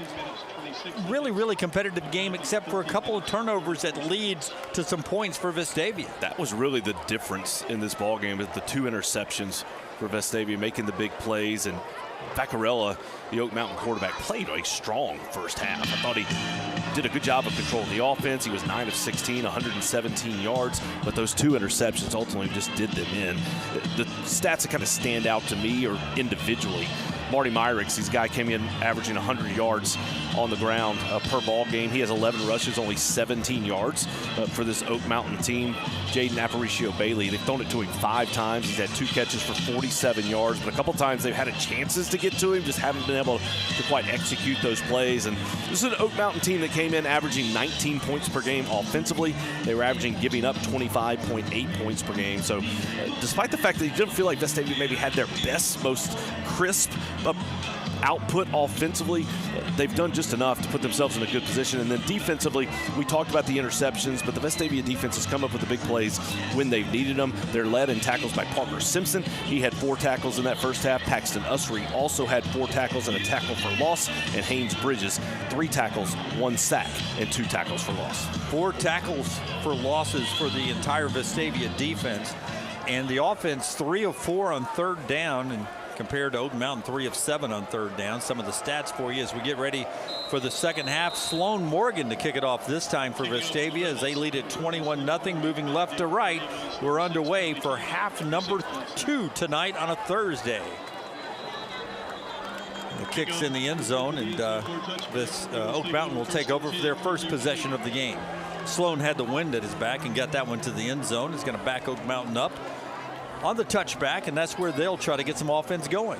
Yeah, before we get going, just to talk about the importance of this. Obviously, last week, Thompson beat Hewitt-Trussville. That puts them in the 1 spot in the region. Hewitt-Trussville's 3-1. Then really there's a log jam in the middle. Hillcrest, Tuscaloosa, Hoover, Prattville, and Vestavia all at 2-2. The good thing for Vestavia, they've defeated Hillcrest and Prattville in that situation, and then they still have Hoover on the schedule, and that's why this game was so important for Vestavia. It is stay on track tonight, win this week, win next week against Tuscaloosa County, and that sets up a huge showdown against Hoover for the 3 seed in week 9. All right, Oak Mountain in their road whites with the gray pants. Vaccarella, dangerous pass that was read perfectly out there by the interception king, by Daniel Richardson, who jumped it right there and almost had a pick 6. A ball magnet these last couple of weeks. 2 interceptions last week, already 1 tonight, and he jumped that one perfectly, got his hand on it, but not quite able to reel it in. 2nd down and 10.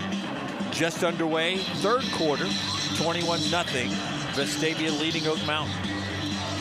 Wind blowing right into Oak Mountain's face now. It has picked up considerably here for the second half.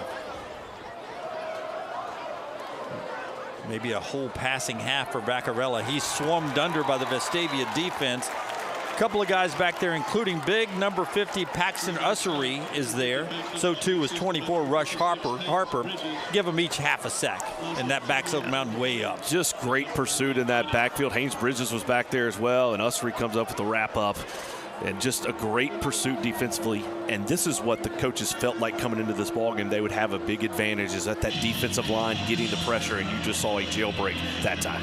Ears pinned back because you knew they're passing because they're 3 touchdowns. Now it's even worse. It's 3rd down and 20 as the quarterback takes the snap at his own 5. Vaccarella over the middle to his running back. A little running room there for Myrick's, but then he's brought down.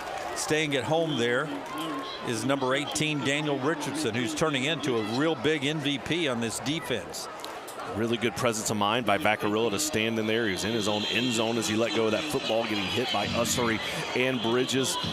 He was able to get the reception, but still a long way to go for the 1st down, and Vestavia standing to get really nice field position. Charlie Taff is awaiting the football at the Oak Mountain 47-yard line. Josh Renfro is on to kick, and he's going to be kicking into a very stiff wind. He's going to catch the ball at his own 5-yard line. So they get the snap off. His kick's in the air. Really good kick into the wind, but it's going to be caught at the 48-yard line. And a little running room from Charlie Tapp there. Gets it to the 41, plus territory for Vestavia as they take over their first drive. So what do you think of Charlie Tapp as a returner now all of a sudden? This is something that he did 2 years ago as a freshman when John Paul Head was the starting quarterback. Tapp would return punts. A lot of fair catches, didn't return it a lot, but it's a little wrinkle, something different, and want to make sure you have sure hands catching the football there. It is a little risky having your quarterback back there in a vulnerable position. All right, Charlie is the quarterback. Shift comes near side. And they'll stack some runners this way. Sometimes that means they're going to run it the other way. Let's see what they do here. fake the pitch, pass all the way, and it's going to be out to Boylan, who's going to work his way to the 36, where he'll go out of bounds. Positive play on first down. Picks up about 5. Nice start to the drive. First down is so key to any drive of any part of a football game. If you pick up positive yardage, it sets the tone for the next play and those thereafter. Boylan on the keeper down to the 31-yard line. That's going to be enough for a first down for Vestavia. So 2 plays and a first down, and the drive now is in fast motion. We've said it a lot, but rhythm is so important for this Vestavia offense, and once you pick up a first down, that allows you to get in a pretty quick rhythm. Here comes motion. Taft's going to sling it out to the motion man just high. It was intended for Grayson Harper, incomplete. Ooh, got a late penalty flag. Going to be on Oak Mountain, some extracurriculars. Couldn't tell if it was a shove or a punch. Pearson Tucker, one of the captains tonight, being corralled by his Vestavia teammates and taken back to the huddle. We'll see where they mark this one off. The Oak Mountain coaches are out wanting this to be on Vestavia. They're out to the numbers on the top side. The referees are talking things over on what they saw. And they seem to be walking back towards Vestavia right now.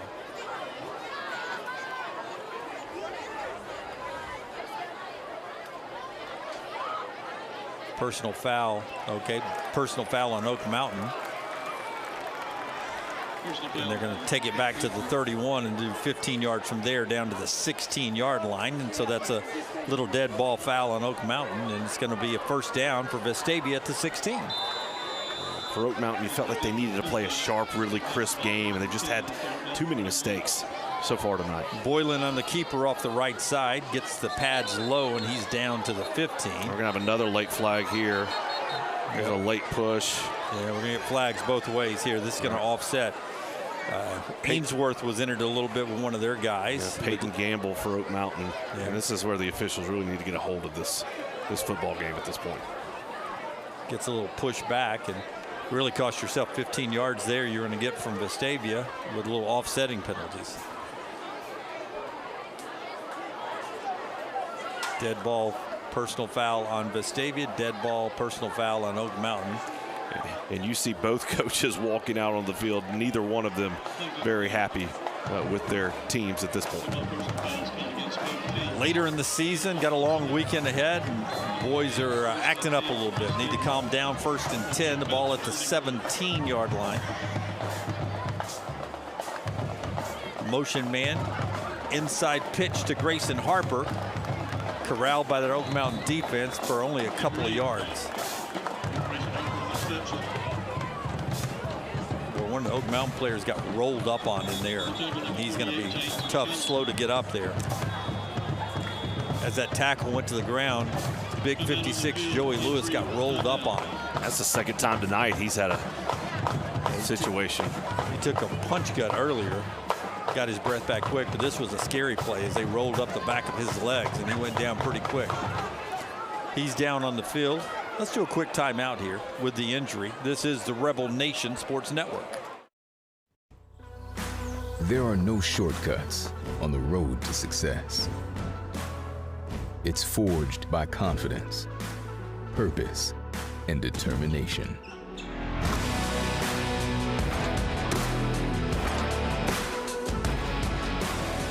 Everyone has potential. Few have the power to unlock it.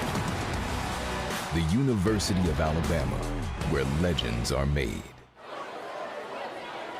Good to see big Joey Lewis up there, big defensive lineman, as he walks towards the Oak Mountain bench. He'll be out for the upcoming 2nd and 6 play as Vestavia, with a 3-touchdown lead, 9:20 to go in the 3rd quarter, sends the offense back out. The ball sits at the Oak Mountain 12-yard line. Vestavia's back up to the line, but Simpson's still walking off the field.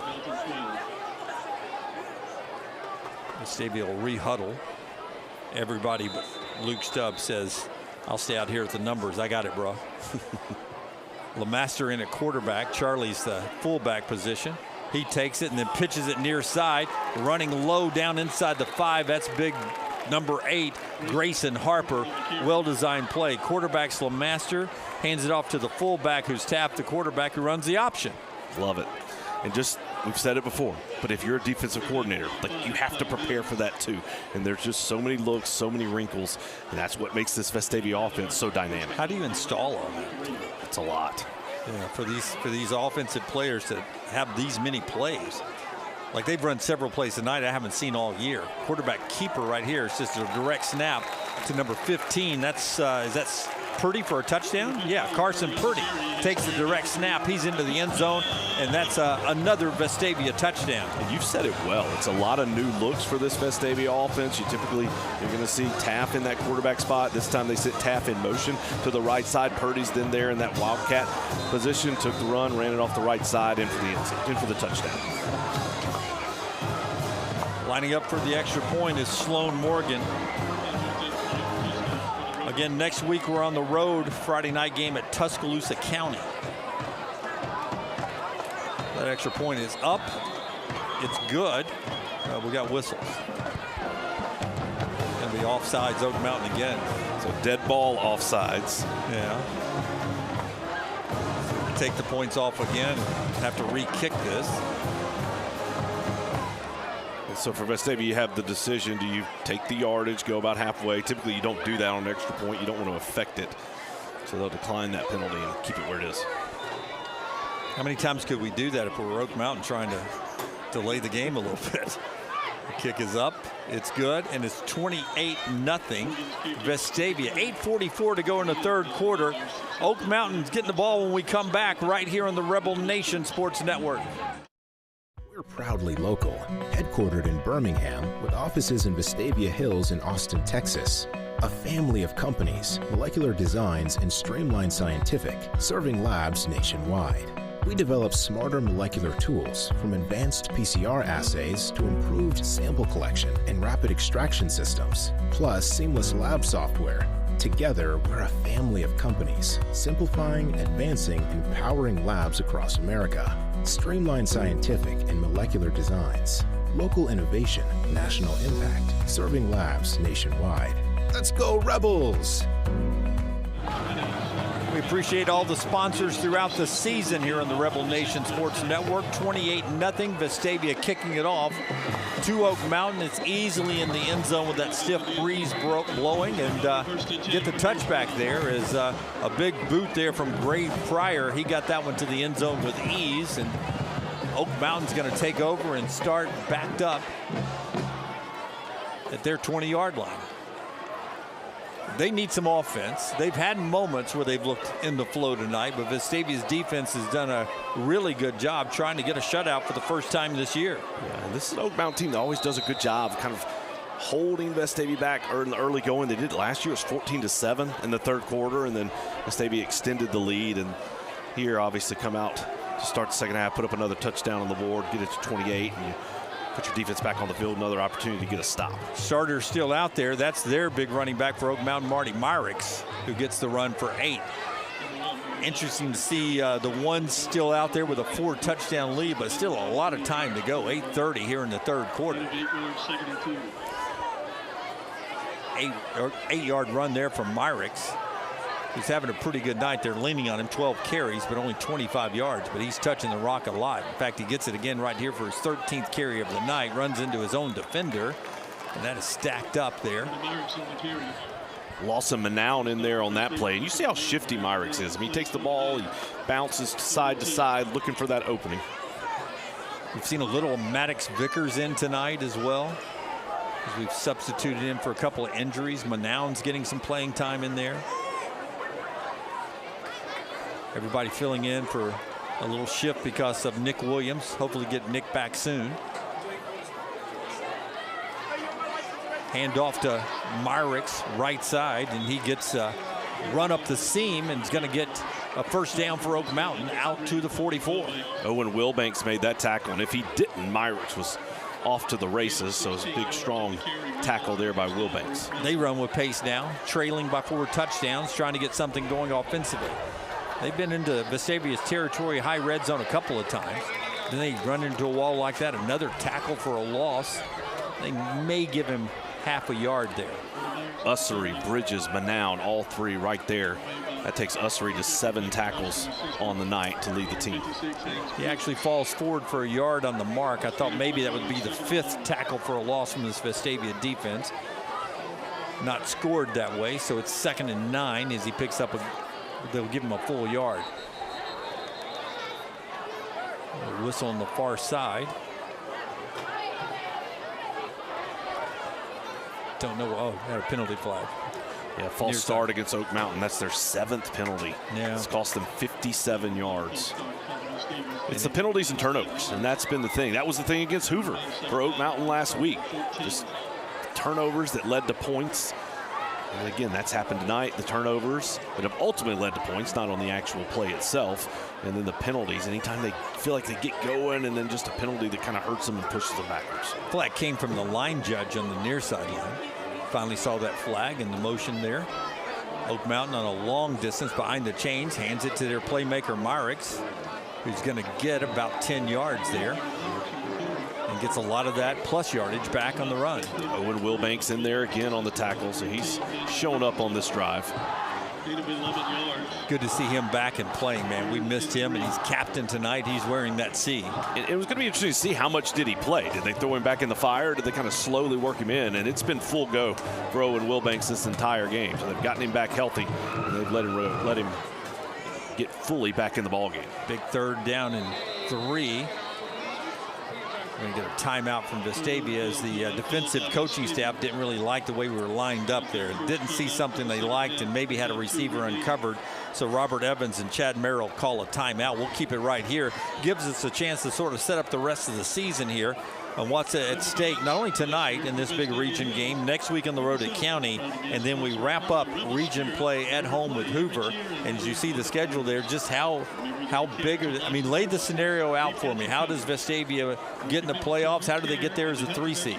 So with Hillcrest defeating Hoover and Vestavia defeating Hillcrest, and now Vestavia still to play Hoover, there's a chance you could have a 3-way tie.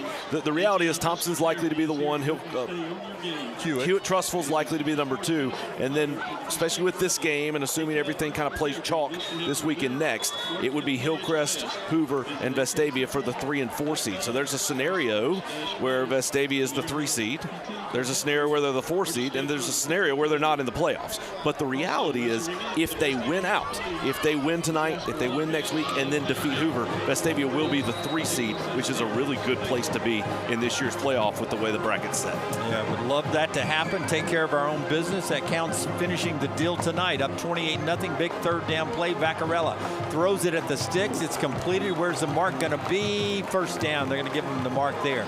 Well run route right at the sticks there by number 2 for them. And that, of course, is their big receiver, Patton Knight, who averages only 20 yards, receiving yards a week for them. And that's a catch for him. It doesn't have him to his average yet, but it's his 2nd catch of the night. And that time trying to get the ball outside to Patton Knight, and he just dropped it. Had some good blocking ahead of him. And let's go back to that prior play.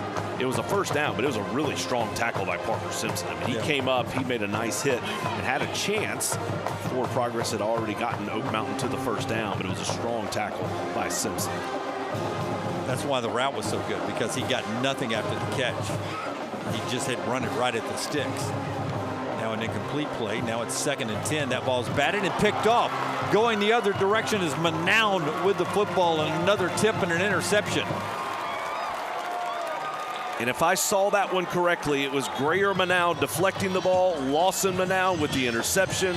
So Manown to Manown, and the Rebels have the football right back. It's just a family tradition with that turnover there. Another interception, and Vestavia takes over in plus territory as Manown pulls that one in.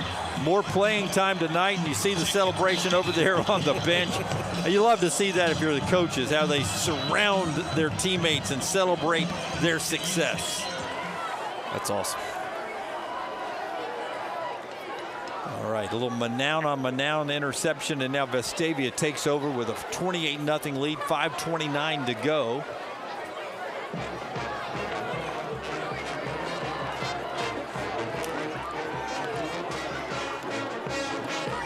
Penalty.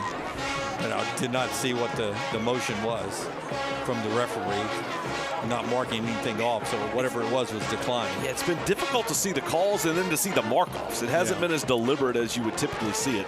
Yeah. Coach Evans is asking a question for an explanation there. Yeah.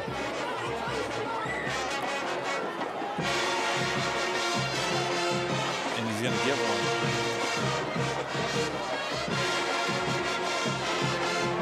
As I watched the referee, the back judge sort of demonstrate what happened. He's saying the guy bumped into him.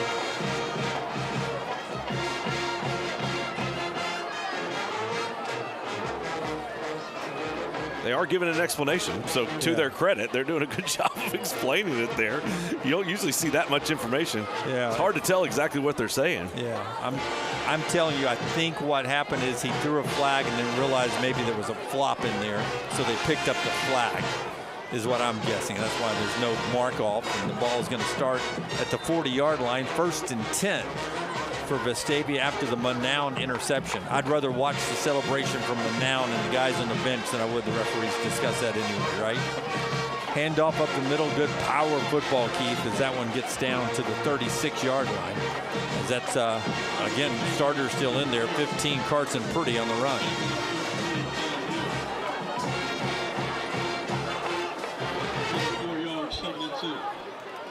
Seven carries for Purdy, 29 yards on the night. He gets another carry. Nope, Taft keeps it. Now he's going to throw that one away as Oak Mountain had that one covered. Maybe even a little miscommunication because it looked like we had one blocker, two blockers, and nobody running a route. I think someone was supposed to do something differently than what they did. And wise of Charlie Taft to just throw that ball away. It does set up a 3rd down and 6 now, though. Ball on the 36. Don't want to waste the turnover. Need to get a little points out of this.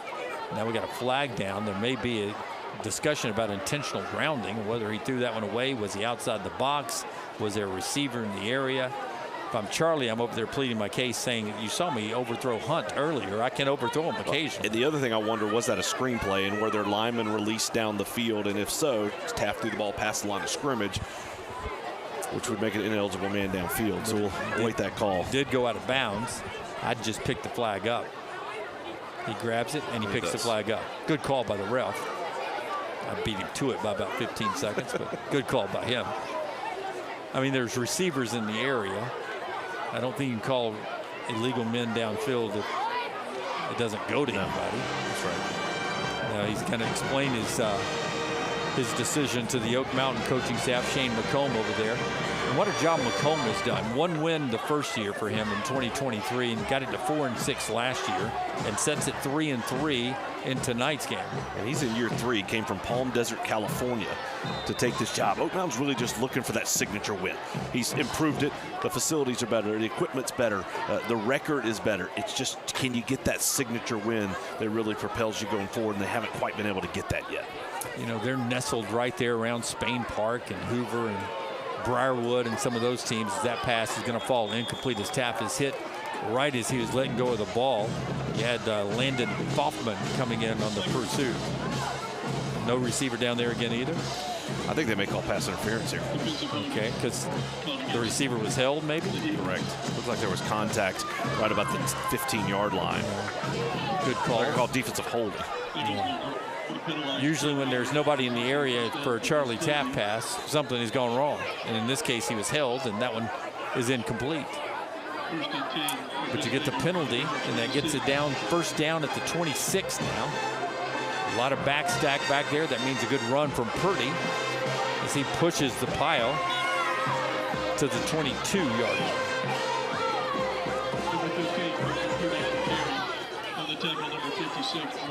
Nice job by that offensive line for Vestavia getting a push. Copeland Styles.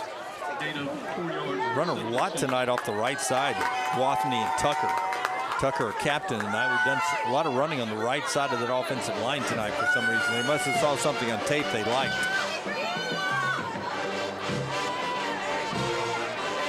Shift a couple of guys to that right side. Clock gets down to 4:10 to go, 3rd quarter. Taft on the keeper. He's got the back door open and a block. Charlie Taft to the end zone. Touchdown. Number 4 for him. Yes. Charlie Taft for the quarterback keeper. It's quite a night, and he was propelled by Braxton Hunt blocking downfield, gave him just enough room to get to the outside. Just this offense is rolling. Yeah, that was all designed. Move everybody this side. Looked like the play's going to go right. He cuts up, hits a seam. There's Hunt with the only guy that could get him to block. And Taft takes it to the end zone.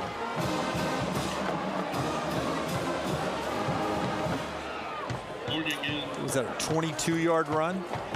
22-yard touchdown from Charlie Taft. He's over 100 yards running the football tonight with not 1, not 2, not 3, but 4 touchdowns. Extra points up and good. And it's 35-0 right now. Vestavia leading Oak Mountain. We'll take a timeout. Rebels lead it on the Rebel Nation Sports Network. Right when I toured Stanford's campus, I immediately felt the communal atmosphere and environment. A lot of parents, they're looking for a place where their children can come, they can continue to grow in Christ, they can feel safe, and they can be encouraged and motivated. We promise them that when they come, they're going to be surrounded by people who love them, who help them to find meaning and purpose in their life, and who really help them to flourish and become the men and women that God is calling them to be. Out of every place that I could have gone, this was the place for me. Vestavia is on their way to winning their 4th straight in this series. Region foes here. And when this one's done, Vestavia's record will be 3-2 in the region, 5-2 on the year. Another great season for Robert Evans and his coaching staff. Once again with playoff dreams, and Robert Evans has gotten this program to the playoffs every year. It's what he said when he took this job. He wanted to play meaningful football games in the month of November. He's been able to get the Rebels not only into the playoffs, but to the second round all 3 of those years. And this year, we've talked about it before, the way the AHSAA sets up the playoffs is they match one region against the next. And typically it's been the Birmingham region's been matched up against Huntsville or Mobile like it was last year. Well, this year, Region 3 is matched up against Region 2. That's the Auburn-Montgomery area. And so what you don't want to be is the 4 seed, because that means you go to number 1 Central Phoenix City in the first round of the playoffs, and that is a tough draw at any time. Oak Mountain with the football. They're going to keep giving it to their stud running back, Myricks, and he's going to get positive yards again. Myricks tonight, he's thrown the ball once. 1-for-1 throwing, and he's run the ball now 17 times. You think he's a big part of their game plan? He's thrown it once, he's run it 17 times, and he's caught 3 passes. And Vestavia's done a really good job of curtailing him. He's had some plays where he's broken it open, but he hasn't had that big play. He hasn't been able to take that shot and get to the end zone. The defense has been effective in keeping him down. Another carry for him. He's on his way to 20 carries tonight. That one's going to get to the 29-yard line and set up a 3rd and 1.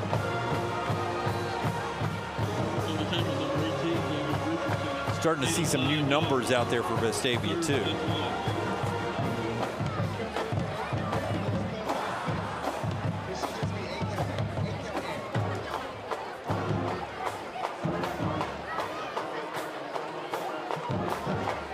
Third down snap.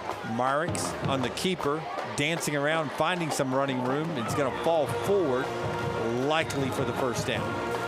He needed the 30, and they're going to give it to him. Owen Wilbanks was in there on the tackle, but Arundel did a great job of getting into the backfield, disrupting that play, and giving the Rebels a chance to come up with that stop. But Oak Mountain was able to reach the line to gain. Rishka comes in as you get Ussery out of the game for a second. So starting to work some of the other names in here with a 35-0 lead, 2:38 go third quarter. Play clock at 10 for Oak Mountain on their first down play. Myrick again loses his footing. He's not going to get back to the line of scrimmage. And that's what we've seen a lot by this Vestavia defense, is getting good stops on first down. And you force them to play second down behind the sticks. Right now it's 2nd and 11. That's the 5th tackle for the loss tonight for that tough Vestavia defense, who's trying really hard to keep that 0 on the scoreboard tonight. Would be their first shutout of the year. That's the game inside the game right now. Vaccarella back to throw the football. Escapes, steps up in the pocket, keeps his eyes downfield. Now he's going to run it out of bounds after picking up some positive yardage. Nobody open downfield, so he gets positive yardage out to around the 34, so it'll be 3rd down and 6. Yeah, this Vestavia defense came in tonight giving up 22.7 points per game. So obviously, if you're able to keep it at 0, that'll help that average.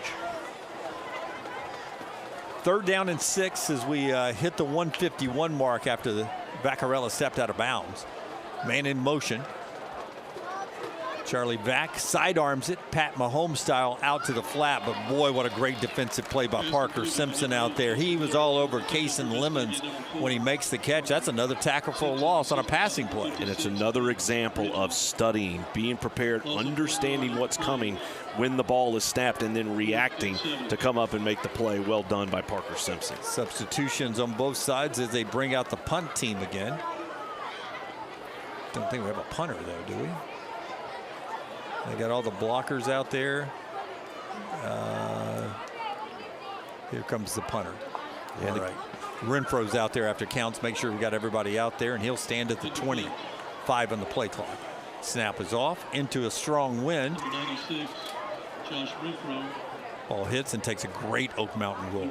Down to the 25, 24. And going to be marked there at the 24 as it went out of bounds. Good roll into a hard wind. That's a great kick by Renfro. And Vestavia will take over going the other direction. Let's get a quick timeout in. This is the Rebel Nation Sports Network. Baptist Health is on your team. From everyday care to life's emergencies, we've got you covered. Baptist Health, on your team, on and off the field. Back to action on a Boylan run. Top side for 3 yards. It'll be 2nd and 7 as Vestavia leads it 35-0. 45 on the game clock, 35 on the play clock. So we got to run one more play here in the 3rd quarter. Josh Franklin sending that play in now.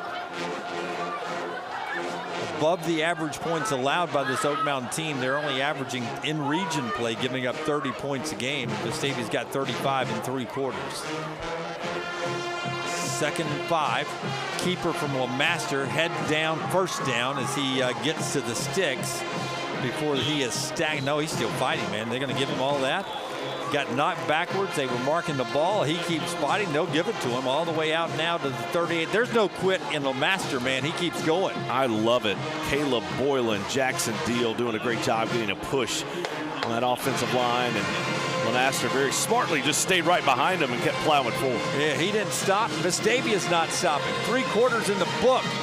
Vestavia 35, Oak Mountain 0, right here on the Rebel Nation Sports Network.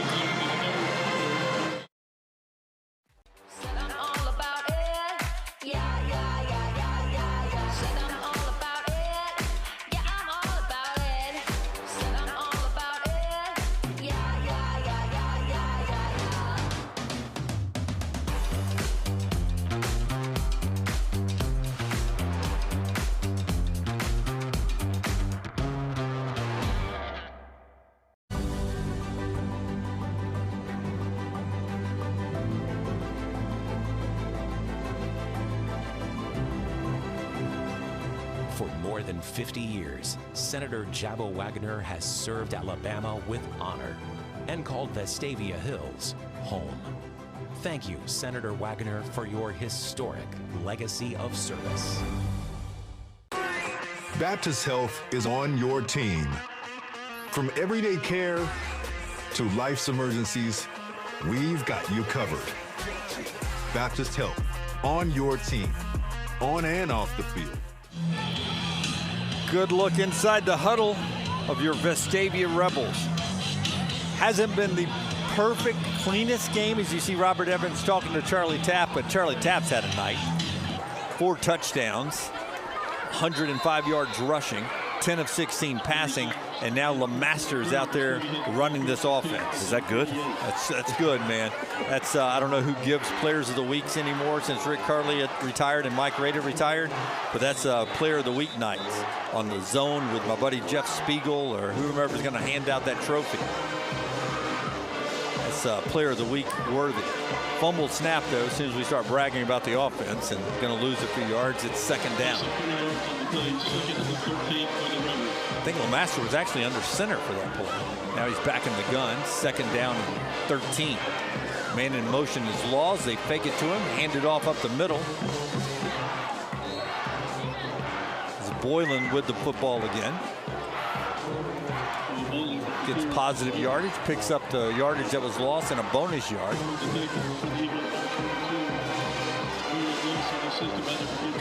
4-yard gain from Boylan. He's carried it 10 times tonight for 64 yards. Needing to catch a seam here on this 3rd and 9 play. Master sends an audible over to his coaches. The coaches give it back to him. They send Stubbs in motion. Fake over the middle, right down the seams, but it's dropped by Grayson Harper. Maybe just a little behind him, maybe just a little too quick for Grayson Harper turning and running with it. That gets dropped, and it's going to be 4th down. I think it was just a little bit off target, and then Clay Mills for Oak Mountain got there and put his hand on it too, and nice defensive play, but it had a chance. 4th and 9, and we're going to get to see what Sloan Morgan can do punting into a stiff wind. Need to practice on this. Little rugby out to the right. High kick that's now starting to drift backwards with the wind, but it takes a forward Vestavia bounce. Very productive kick from Sloan Morgan. It's going to go inside the 30. Down to the 28-yard line. That's where Oak Mountain will start over. I know it doesn't tell you a lot, but this is where I start to watch the scores, look back at the scores and what were the games. And for Oak Mountain, they won their first 2 games against Briarwood and Pelham. They lost to Prattville 27-6. They lost to Thompson 41-0. They beat Tuscaloosa County 43-7, and then lost to Hoover 48-21. But 3 of those scores for Hoover were on defensive touchdowns, and that's really the one you look at. I mean, that's a 27-point lead. It's obviously Hoover put up 48, but 21 defensively, and then this Oak Mountain team scored 21 against that Hoover defense. And so I think that's where you kind of go as you start looking at what is that matchup potentially going to look like in 2 weeks. They toss this one out to Myrick as they're still trying to find something offensively. Nice little toss off of the shotgun snap to Vaccarella. Their one's still out there, and it's a play for about 4 yards. It'll be 2nd and 6. Daniel Richardson made that tackle, did a good job of going up, it looked like with one arm, and able to bring him down. Clock rolling on what is a quick turnaround for both these teams to a Thursday night game. Now they'll get a little extra rest before next Friday night's region matchup. Vaccarella loses protection. He's going to run and try to get the first down. Went to the slide early, and we got a flag behind the play, a late flag behind the play, and it's going to be a holding call against Ole Miss. Excuse me, against Oak Mountain. Honest mistake. It looked like, I thought they tackled Paxton Ussery that time as he was coming off the edge. That was not a mistake. I did that intentionally to get a laugh out of you since you wore that Ole Miss uniform. Back when we actually wore that uniform. Yeah. I like the baby blues better. Those are the ones I grew up with. Right. Yep. I think they were the baby blues back when I was growing up. Back in the 1900s, as my daughter says. 2nd down and long for Oak Mountain. Pressure is coming there, and Vaccarella is going to run for his life and finally be chased down from behind by big 93 Josh Arundel, who's still out there. He had some guys pursuing him, though.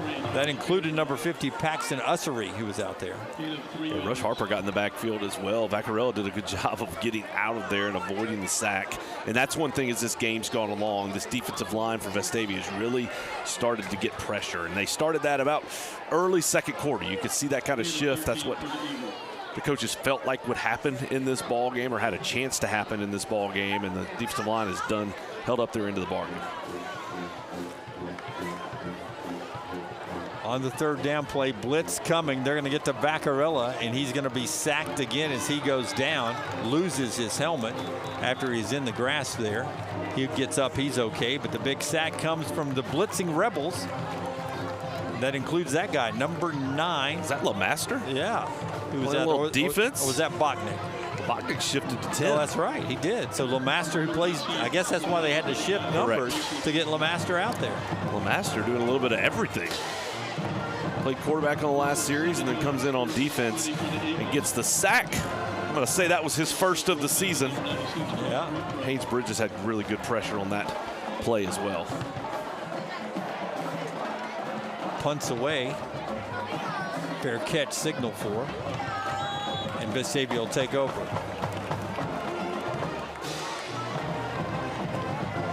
Now that was Bogdan back there receiving it. He was number 10. No? Who knows, Jim? All I know is that when you see Hayes Hudson receiving the punt. Yeah, is that who it was? Hayes Hudson. Okay, correct. Thank you. When you see the Declaration of Independence leave the building in a 35-0 game, it's sort of sad. It was a great halftime performance from Oak Mountain, but they're taking their props to the truck right now, just like you're seeing U.S. history walk to the truck. Handoff near side. That's the big guy Purdy again. And he gets 10 yards on the carry. It'll be a first down for Vestavia. Got LeMaster out there working with the ones because you never know when he'll be called on to run with the ones again, like we did at the Thompson game where he did a fantastic job. So they're getting him some reps in there with the ones. LeMaster takes the snap, hands it near side. That's Stubb. Make that Purdy again. Purdy runs for 10 more yards. It'll be first down again. So 10 yards from Carson Purdy. That makes for a very nice drive. And as this game is gone, we talked about the defensive line really being effective, and now this Vestavia offensive line starting to lean Oak Mountain pretty well. Baker Huntley comes into the ball game at receiver. Man in motion is Ainsworth. Handoff near side is Major Weaver with the football. And he gets down to the 27-yard line. Now we're going to see a number of substitutions here in the ball game. All new offensive linemen coming out. Brody Glenn comes in at center. Also over there you see, I see Steel King out there.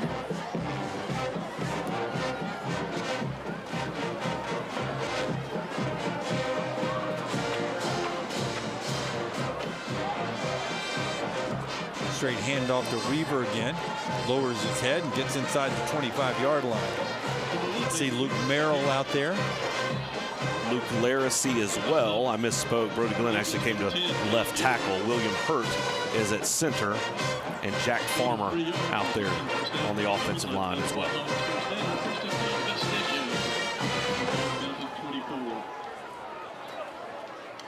Get some names there for those offensive linemen. Laws in motion. Handoff going near side to Major Weaver again. Inside the 20, down to the 19-yard line. Good first down play again from this offense.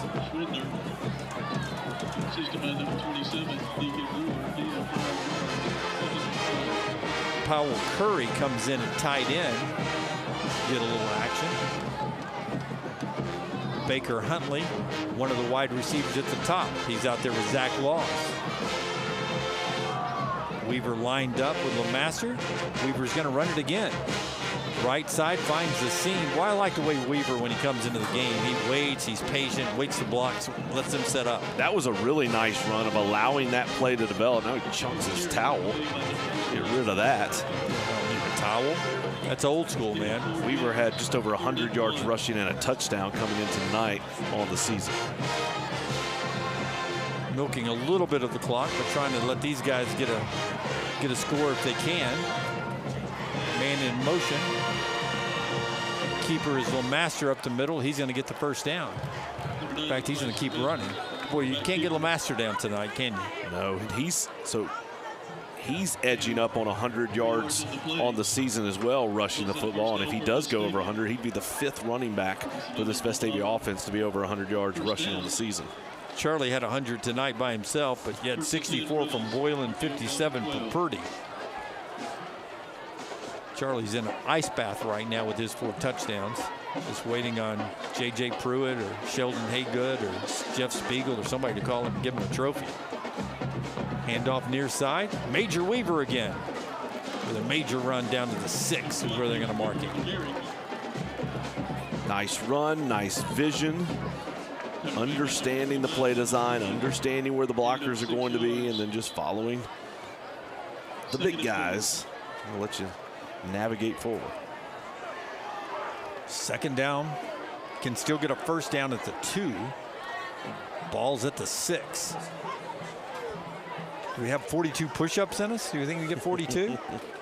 Weaver's going to try to get to the end zone. Tackle for a loss there. Good play. Diving at the feet there. Is that Landon Foffman? Looked like he's the one that made that play. It's a nice play. Well done. Well read by the Oak Mountain defense. Linebacker was there and made the play. Sets up a 3rd down and 6. See if we let LeMaster throw a pass here. Fakes the pitch. LeMaster on the keeper. Down to the 3-yard line. It's going to set up a 4th down. Okay, what do you do? Do you go for it, or do you try your field goal team out under fire in a non-pressure situation? I think you go for it. You don't want to risk some kind of blocked field goal, and it gets late in the ball game. Decisions in hand, but you don't want to risk anything. So I think you let that play clock run down. You're going to run the ball again. See if you can't either get it in the end zone or convert. You can pick up a first down by reaching the 2-yard line. Ball's marked at just outside the 3. Got to go fully to the 2 to get the first down. A little shift there. Play clock's at 5. Handoff to Major Weaver, pushing the pile, trying to get the end zone. Oak Mountain is stiff there. And now Weaver, they're going to blow him dead before he gets in the end zone. Weaver wanted the call, but they had blown the whistles before he popped out of that pile. But a good job by the offensive line and nice job by Weaver fighting forward. He does pick up the first down. So now it's going to be 1st and goal inside the 2-yard line. I want to see somebody do 42 push-ups. Somebody other than me. I'd love to see Chad do 42 push-ups. But we don't have that long. We do not. Will you get 42 in before Tuscaloosa County, before we play in Tuscaloosa next week? It's a deal. Okay. That's almost 10 a night now. Don't bite off more than you can chew. Handoff Weaver. He's going to try to get there, and he does. Runs into a wall and then keeps his feet going. Touchdown Vestavia at the 2:06 mark. And that's going to give Vestavia 41, maybe 42 points coming up. Are our guys still here? Are we going to do push-up, guys? I don't know if they're still here. They may have called it a night. They started fall break early. Where's our push-up guys? Come on, guys. Do we have any volunteers? Got 2 names, Reed Lazenby, Cap Trim. Those guys were there.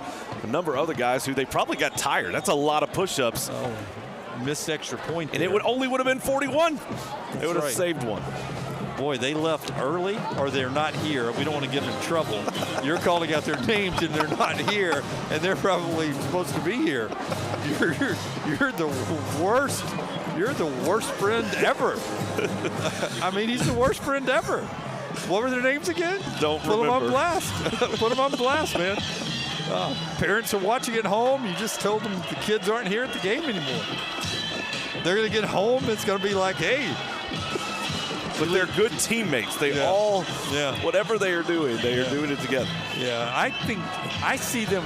I actually see them in the parking lot changing the tire of an old lady who's got a flat tire out there. The push-up guys are actually in the parking lot. Our cameras will not get a shot out there, but those great young men are out there changing the tire of a very elderly lady who came to the game to watch her great-grandchild play tonight. And those kids are off in the parking lot being great Vestavia students, changing a tire of an elderly resident. Man, I see. I'm a good friend. You're doing well. Worst friend ever. Let me read the names of the guys who are not here to do the push-ups. Oh, my bad, fellas.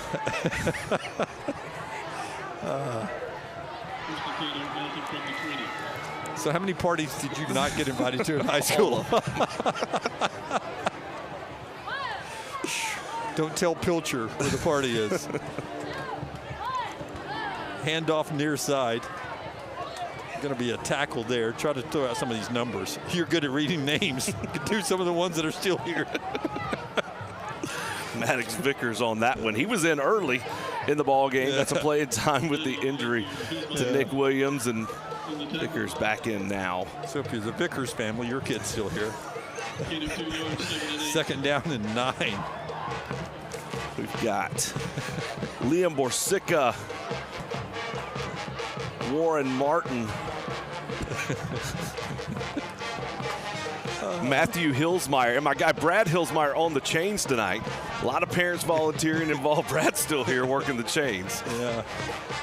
Clock's down to 1:13, 41-0. Vestavia leads it with Oak Mountain. Going to get a free play, nope, dead ball by high school rule. Offsides, Vestavia as they jumped into the zone. You know, to be honest with you, 9-12, if he did leave the game early, he can run and get a nice little burger and fries somewhere. Yeah, this game has flown by. It's just keeping it on the ground here in this second half. And again, that's why they play this game on Thursday night, right? I mean, a lot of folks heading out of town or enjoying the long weekend. Got some good college football on Saturday. Where are you headed? I'll be down at Jordan-Hare for Georgia and Auburn, the 130th meeting of the Deep South's oldest rivalry. Run up the middle. Good hit there from number 42 of Vestavia. That is Sam Webb, the linebacker, the sophomore, laying the leather there, stopping him from getting a first down. Good picture of Sam right there. Carson Creel in the game at cornerback. Griffin Stewart in the game at linebacker. Christian Cameron in the game as well. Big 3rd and 1. That's the keeper far side, and a first down run from their starting quarterback who stays in the game, and Vaccarella, who's a sophomore, so some of his teammates out there with him that they're going to have a couple of years together. And nice. And he's got a bright future. Oh, he does, and he looks the part. I mean, you could tell that this kid's got some skills he's going to be able to develop, and a nice tackle to wrap this one up by number 97, Morgan Butler, the junior defensive lineman for Vestavia. And that gets us to the end of the game. Vestavia wins it 41-0. 41-0 Vestavia over Oak Mountain. The handshake line there, and a lot of congratulatory pats on the helmet from the Oak Mountain staff to the Vestavia Rebels, who now move up the region standings. We'll talk about final stats. Region standings set the table next week for a trip to Tuscaloosa County. All that when we come back on a winning night on the Rebel Nation Sports Network. Home base right here in Birmingham, Alabama. We are here, treating patients from every generation, Across the United States. and from around the world. We're here for the rookies and the dreamers, Trying to make a name for themselves. We are here for the achievers. Who are resilient. and won't take no for an answer. We're here for the coaches, Athletic trainers and mentors. Who are shaping the next generation of legends. We are here for you. Aggressively pursuing victory over injury.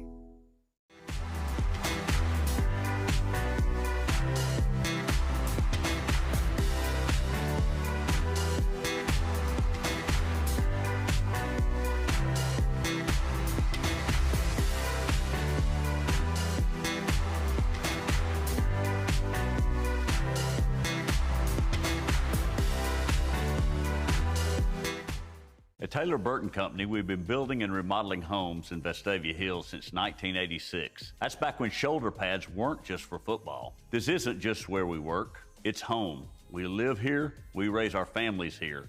Our kids all wore the Rebel jersey under these Friday night lights. That's why we care so deeply about what we do. Quality, craftsmanship, and community. That's what we're built on. Right when I toured Stanford's campus, I immediately felt the communal atmosphere and environment. A lot of parents, they're looking for a place where their children can come, they can continue to grow in Christ, they can feel safe, and they can be encouraged and motivated. We promise them that when they come, they're going to be surrounded by people who love them, who help them to find meaning and purpose in their life, and who really help them to flourish and become the men and women that God is calling them to be. Out of every place that I could have gone, this was the place for me. There's a very excited Robert Evans. talking to his team. What's he telling them right now? What did you see that you liked in this game? They did what they needed to do. This wasn't the sharpest we've seen Vestavia look all season. Wasn't the best game they've played, but they did what they needed to do to win the ball game and to keep everything in front of them. And we've said it. If Vestavia wins out, they're in the playoffs. They're the 3 seed. But you had to win this one before you could get to the next one, and that's what they did. They came out and took care of business on what's a tough night, a distracting night. It's fall break. There's a lot going on, and it's a game you expected to win, and they came out and they did exactly what they needed to do. You look at the yardage, 335 for Vestavia compared to 212 for Oak Mountain. Vestavia picked up 24 first downs, Oak Mountain only 11. Vestavia ran it 45 times for 264 yards and held Oak Mountain to only 85 yards rushing on the ball game. Penalty-wise, Oak Mountain 10 penalties for 92 yards. That's just too many for them tonight. Vestavia had 4 for 40, and we talked about the night that Charlie Taff had 4 touchdowns, just outstanding across the board. And then the leading tacklers, Owen Wilbanks back in the ball game. He leads the team once again with 8 tackles. Parker Simpson had 6, Dreyer Manown had 6, Paxton Ussery had 6 and a sack. And so just a really good night all across the board for this Vestavia football team. Okay, again, this is a student-run production. One of our students up here just pointed out to me that in the NFL right now, the Giants, the lowly Giants, are beating the Eagles by 10. So I use that as a reference jumping off point.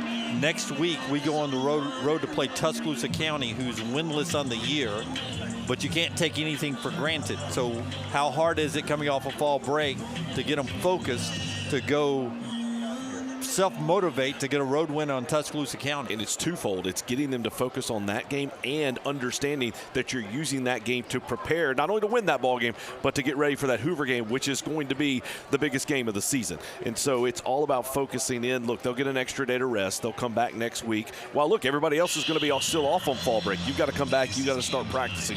You have to start preparing. So it's a challenge, and that's kind of part of the sacrifice you make if you want to play the game of football. And so these young men get to enjoy a long weekend after this Thursday night game, but then it is locked in. And I think that's one thing that Coach Evans and his staff do a great job of, is really getting these kids to focus, getting these kids to believe. And I think tonight was a good example of that. Not the best we've seen them play, but understanding the task in front of you and then taking care of business so that you can move on to the next. All right, that's the broadcast tonight from Buddy Anderson Field, Thompson Reynolds Stadium. Vestavia a winner to now move up to 5-2 on the season. Next week, a road trip, the final one of the regular season before we get to the playoffs, hopefully. We head to Tuscaloosa County. We'll have the broadcast for you starting around 6:45. Join us for all the pregame ceremonies, and then we'll get to the kick at 7 o'clock. Hope to see you right back here if you can't be inside the stadium on the Rebel Nation Sports Network. This is Coach Robert Evans with Vestavia Hills High School. Thank you for watching tonight's broadcast. We hope you tune in